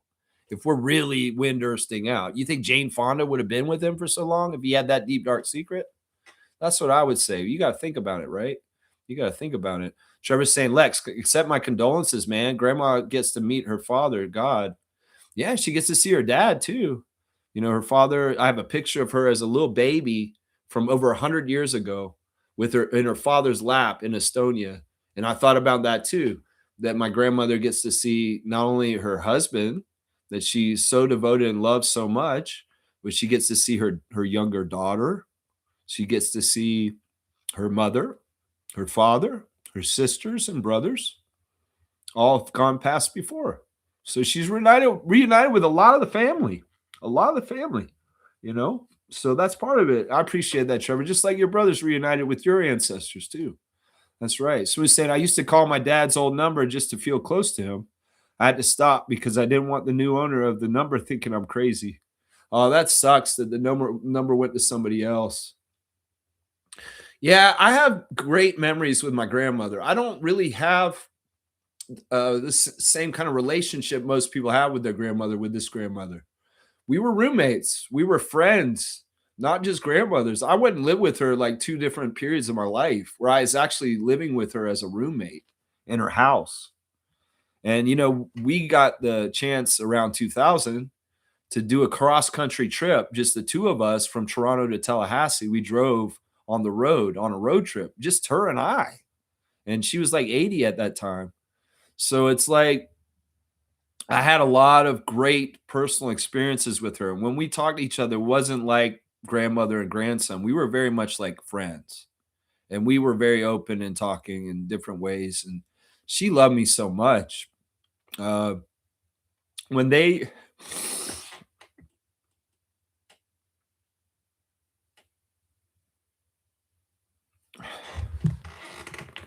When somebody is close to dying, at long-term care homes, they give you a little baby to make you have more of a baby doll so that you have something to kind of hold and get comfort from, especially if you're a mother or grandmother. And my grandmother called her baby me. She has so many grandchildren, great-grandchildren, her own children, and she wanted that baby to be me. She called that baby Alexi. And her long-term, at the end, like really, really close to dying, and that's the baby she wanted. She wanted the baby to be me. And that shows the connection her and I had. Because I'm going to be honest, in her later life, my aunt went to see her the most. Her oldest child, my Aunt Mary, she went to see her the most, and she took care of her the most. But I was the grandchild that went to see her the most after that. You know, I have cousins that live in the greater Toronto area, and I have cousins that live all over the place, and my brother's in Atlanta, but they didn't get the chance to go see her as often as I did. So even in the later times during the pandemic, I was going to see her, even it was really hard to see her. And because I went to see her so much near the end, she always recognized me when I came in. You know, some of the other family members she didn't see for a while, she couldn't recognize them when they came in because they had changed or gotten older. But she had seen me enough in the recent years that she always said, "Oh, Alexi, Alexi," you know? So yeah, there's a very special bond between her and I, but there's a very special bond between her and my dad, very special bond between her and my Aunt Mary, very special bond with her and my cousin Rachel. Very, very special bonds. But yeah, she's like a friend in some ways more than a grandmother. All right, I don't want to go on this detour for too long. I probably shared more about my personal life and what I'm going through right now than I probably needed to. But you guys are my Raptor Freak family, so I feel comfortable talking to you guys about this. You know, in some ways, it's tough. It's fresh. It's the day after the day she passed, and you know, I'm dealing with it. But hey, things are all right. You know, I have clips of her on this channel. if you guys want to hear my grandmother's voice and me interacting with her, there are episodes of the Kensington Variety VIP Club, which is a show that I did in the convenience store at Kensington Market, where I would call her as one of my segments, and I'd put her on the phone on the show, and I'd ask her questions about things. Like I asked her once if she had ever gone to Lithuania because of Jonas Valanciunas. I asked that. But you can hear her voice and us interacting in the archive on that show if you want to ever kind of visit that whole dynamic between her and I. And that she'll live on through that in some ways through my Kensington Variety VIP Club show and me calling her on the show just for fun. She never knew I was putting her on the show. It was just me talking to my grandma on the show. All right, let's keep going. Let's see. Seymour saying, if I walk in a store and you rob it without my knowledge, I'm guilty. If you in them files, you guilty hands down. Guilty by association. I don't know if that's true, though, because you got to understand, Epstein was a legitimate businessman in other respects than just his seedy-ass, weird, dark world. And he did do favors for people. That's what he was. He was a favors guy in high wheeling and dealing circles. And his favors may have been sex with a child, but also could be just like tickets to a basketball game. Or I need to get this deal done. Can you help me out in this? Because you're a wheeler dealer and you have connections. That's really what he was. And in some ways, he was known in those circles as a guy who could get those people anything they wanted. So some of the people that were involved with him, they didn't want anything to do with the island or any of that kind of stuff. But I mean, I tend to agree with you, but it's to suss it all out. That's why people like Bill Clinton or Bill Gates and some of those other people may be involved in that. I don't really think Bill Gates is a pedophile. I don't think he has to be. Why would he be? That doesn't really go with the whole thing of it. I can see Donald Trump being a pedophile. Yeah, I can see him being a pedophile. But in some ways, it's like, I don't know. It's a case-by-case basis. And in some ways, they should investigate it all and figure out exactly who did what, is what I would say. Yeah, Seymour saying this. At least that's how I see it, but I don't think them people will face justice. That's the sad thing. There's different levels of justice in this world. There's the level of if you have insane amounts of money, you don't have no justice because you can get away with anything. And then people that are, they'll nail you for the stupidest little shit at the other level, right? That's part of it. All right. I see that I've gotten the end of the chat. Let me do a couple of my tabs to get a palate cleanser real quick on things. All right. We got a couple of quotes from Josh Lewinberg about what Webster's saying. He's saying that Bobby Webster said that Pirtle was behind the 8 ball with the back injury in camp. Message to him going into the summer was to get healthy and get back to last season's form. He's high IQ, high instincts. People know what he means to this team when he's at his best. We'll be on him this summer. So Bobby's believing in Yock, but he's saying he needs to get healthy. Ask Webster if they're open to talking contract extension with RJ Barrett this summer. He has 1 year left on his deal. He said they keep that stuff private, but they've had good general communication. He's under contract, so that decision can also be at the end of the season. Now, I'd like you to tie him up ahead of time, Bobby, just so we don't have to see any kind of anything going on for the extra noise around the whole the thing. Like the media will play with this all year if you don't shore it up, is what I'm saying, Bobby Webster. Guys, straight goods on Canadian goods. In 1959, Richard Morin set out to create an elevated fast food burger restaurant. While thinking about what to name his restaurant, Morin discovered a car dealership on Danforth Avenue called Harvey's. That was closing down. He purchased their sign and installed the dealership logo outside the first Harvey's restaurant in Richmond Hill, Ontario. With that, Harvey's was born. That's right. Straight goods on Canadian goods. If you got to go to a fast food chain in Canada, go to Harvey's and get your burger there. It's derived. The name is from nothing but an auto lot. And the old sign the guy bought, and that's the only reason why it's called Harvey's. There was nobody named Harvey's. It was just a sign he found, and he bought it. And that's why he named it Harvey's. And that's why we have Harvey's, y'all. Straight goods on Canadian goods, Harvey's. All right, Toronto Tempo Redditor of the day is Female Athlete Network. And this is interesting. They want to bring up something about the Tempo starting tomorrow. or on Friday, sorry. WNBA is new in Canada, in Toronto, but women's basketball has a long history in Canada. The WNBA, not surprisingly, chose Canada as the country to extend its footprint outside the U.S. for the first time.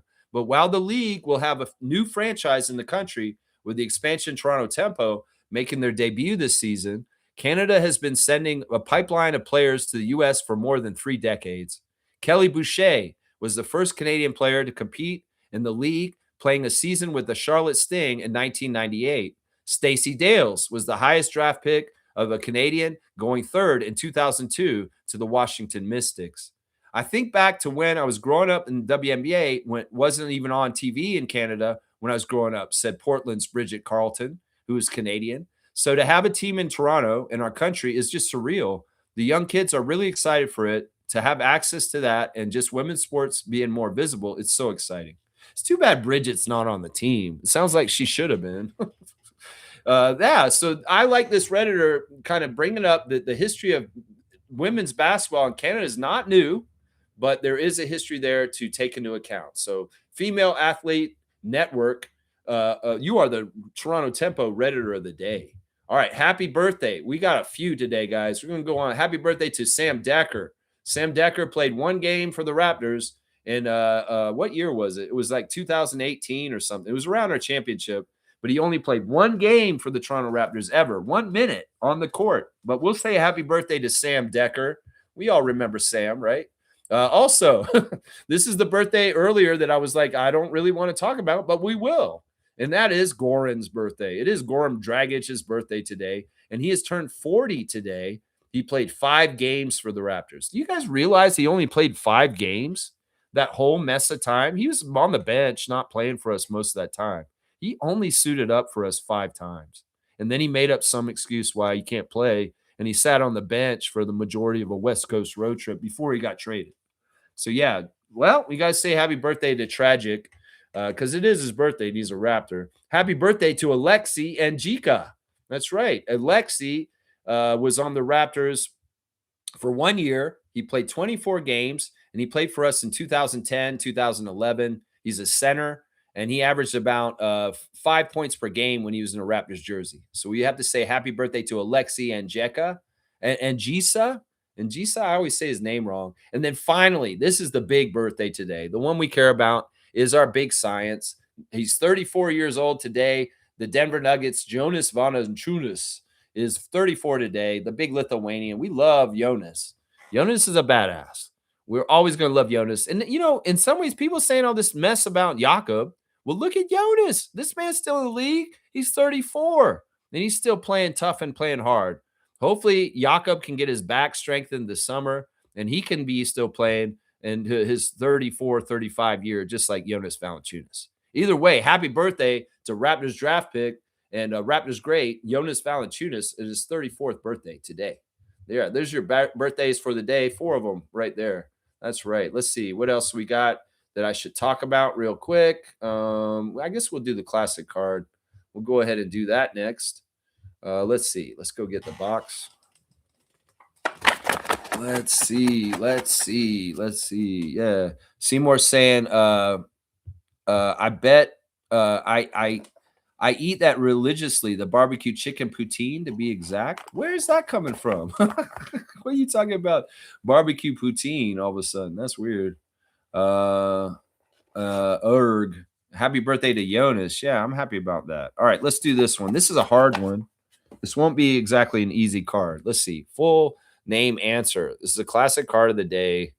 And yeah, it's a weird one in some ways. You guys may not know who this is. We'll have to see. You guys give me a guess. I'll give you a clue on the name. If you can give me a guess. Make sure you're live too. That's always a thing on this channel. Who is that? This is a weird picture. It's not the best picture. Let's see if anybody can figure it out on the classic card. Slug Deezy, Smooth Brown Man. Anybody who knows their classic NBA players, give me that full name answer on this one. If you give me a clue, even if it's a ridiculous one, if you give me a guess, I'll give you a clue. I'll give you a clue on his name as far as what it is as far as his name. Nobody wants to guess right now. Is nobody here right now? Nobody wants to try and guess. There we go. Slug Deezy knows. He got it. He did. He got it on the first try. Eric Lechner, center for the Charlotte Hornets. How did you know that, Slug Deezy? I'm just curious because this is a pretty hard card. Honestly, I would say this is probably a 300-point card, and that's what I'll probably give you. 300 points for Eric Lechner. That's crazy. Slug Deezy, you don't want to divulge your secrets on how the hell did you know that, man? How did you? Oh, you were talking about Harvey's when you're talking about that chicken, that poutine. I got you now. All right, Eric Lechner is the classic card of the day, which is deep. It's a deep cut. And we're going to go ahead and put Slug Deezy down for 300, man, because honestly, that's a tough card. It's a tough card. You can tell me how you did it. Do you just know? He just knows. He just knows, I guess. He just knows. Somehow he just knows. All right, let's get out of here. It's almost 3 hours. So I ended up doing almost a Lexathon anyway. Well, partly we had 3 really good calls today. I appreciate the calls from Seymour, Stargate, and Infamous, and hearing the different voices and getting opinions out there. I think that the general message here is we love Masai still. Masai Ujiri is always going to be a part of the culture of the Toronto Raptors, even if he's working somewhere else. We wish him well. I don't wish him failure, but I do think he will find it's not as easy to run the Mavericks as it is Toronto in some ways. And, it's not that I wish anything good for the Mavericks, though. I wish good things for Masai, but I don't necessarily wish good things for the Mavericks. And that's a tightrope that I got to walk here as far as things. In some ways, Mavs fans, you should be very happy to have Masai Ujiri involved in your organization. I hope you respect him. I hope that you guys don't do any ugly ass shit towards him as a fan nation.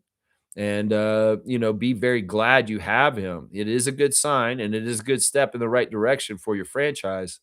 But I would say respect him and treat him kindly. And honestly, if anything's going to screw up with him around, it's going to be because of Patrick. Okay? Just so you know. Trust me. So, yeah, you got a good one in him. It's going to be weird to see him involved with you guys and seeing how it all works. He was smart. He's going to say Rolando Blackman's going to the draft lottery because he got Cooper Flagg last year. Yeah, it's funny. And then a reporter asked him, "Are you going in the draft lottery?" And he was like, "Really? You stupid? Do you not listen?" That was funny. Classic Masai stuff. Either way, y'all, we can only control what we can control. And, well, we have our own team. And we love our team. And our team is going in the right direction, too. And that's what matters. And, Raptors forever. Personnel may change over time and shift around and people go do other jobs. That doesn't mean we change who we are and what we root for here in Toronto for the Raptors and the tempo. So, yeah, tomorrow's a Thursday think tank. I'll be coming in to, have a general discussion, call-in show. Maybe we could focus on the tempo playing the next day. Maybe we could focus on more of the fallout from the Raptors season and things that we want to talk about from that. Either way, I'll be back at 9:30 tomorrow morning to talk politics and basketball because I have no topic I won't talk about on this channel. And there's no fear here as far as don't talk about this shit. Okay? I'm not dividing people. Trust me. I'm bringing people together. It's just that I don't have any kind of tolerance for people that are coming from a certain point of view that does not regard certain things as being factors in society. If you want to believe that you're colorblind and that you're so perfect and you do not think that race matters in this world and it's a post-racial world, you're kidding yourself, especially when people in white hoods are sitting in the White House right now. So, yeah, you go ahead and tell me I'm the one dividing. The person who's dividing, sending ICE agents to apartment buildings and job sites and taking fathers and brothers and daughters and mothers and children to detention centers. That's dividing literally. And my words are nothing compared to the division that is caused by the right-wing parties in this continent right now. Nowhere near that. So how dare you gaslight me and tell me that I'm dividing people because I talk openly and honestly and frankly about race relations and race issues? That's my main point for that idiot that was here earlier, is what I would say to that. All right, guys. I love you guys. I appreciate y'all's condolences. I appreciate y'all's support. and all that kind of stuff. Hey, early 80s, 90s is his era. He just knows. He is a legend for that one, man. Eric Lechner, that's a deep cut, man.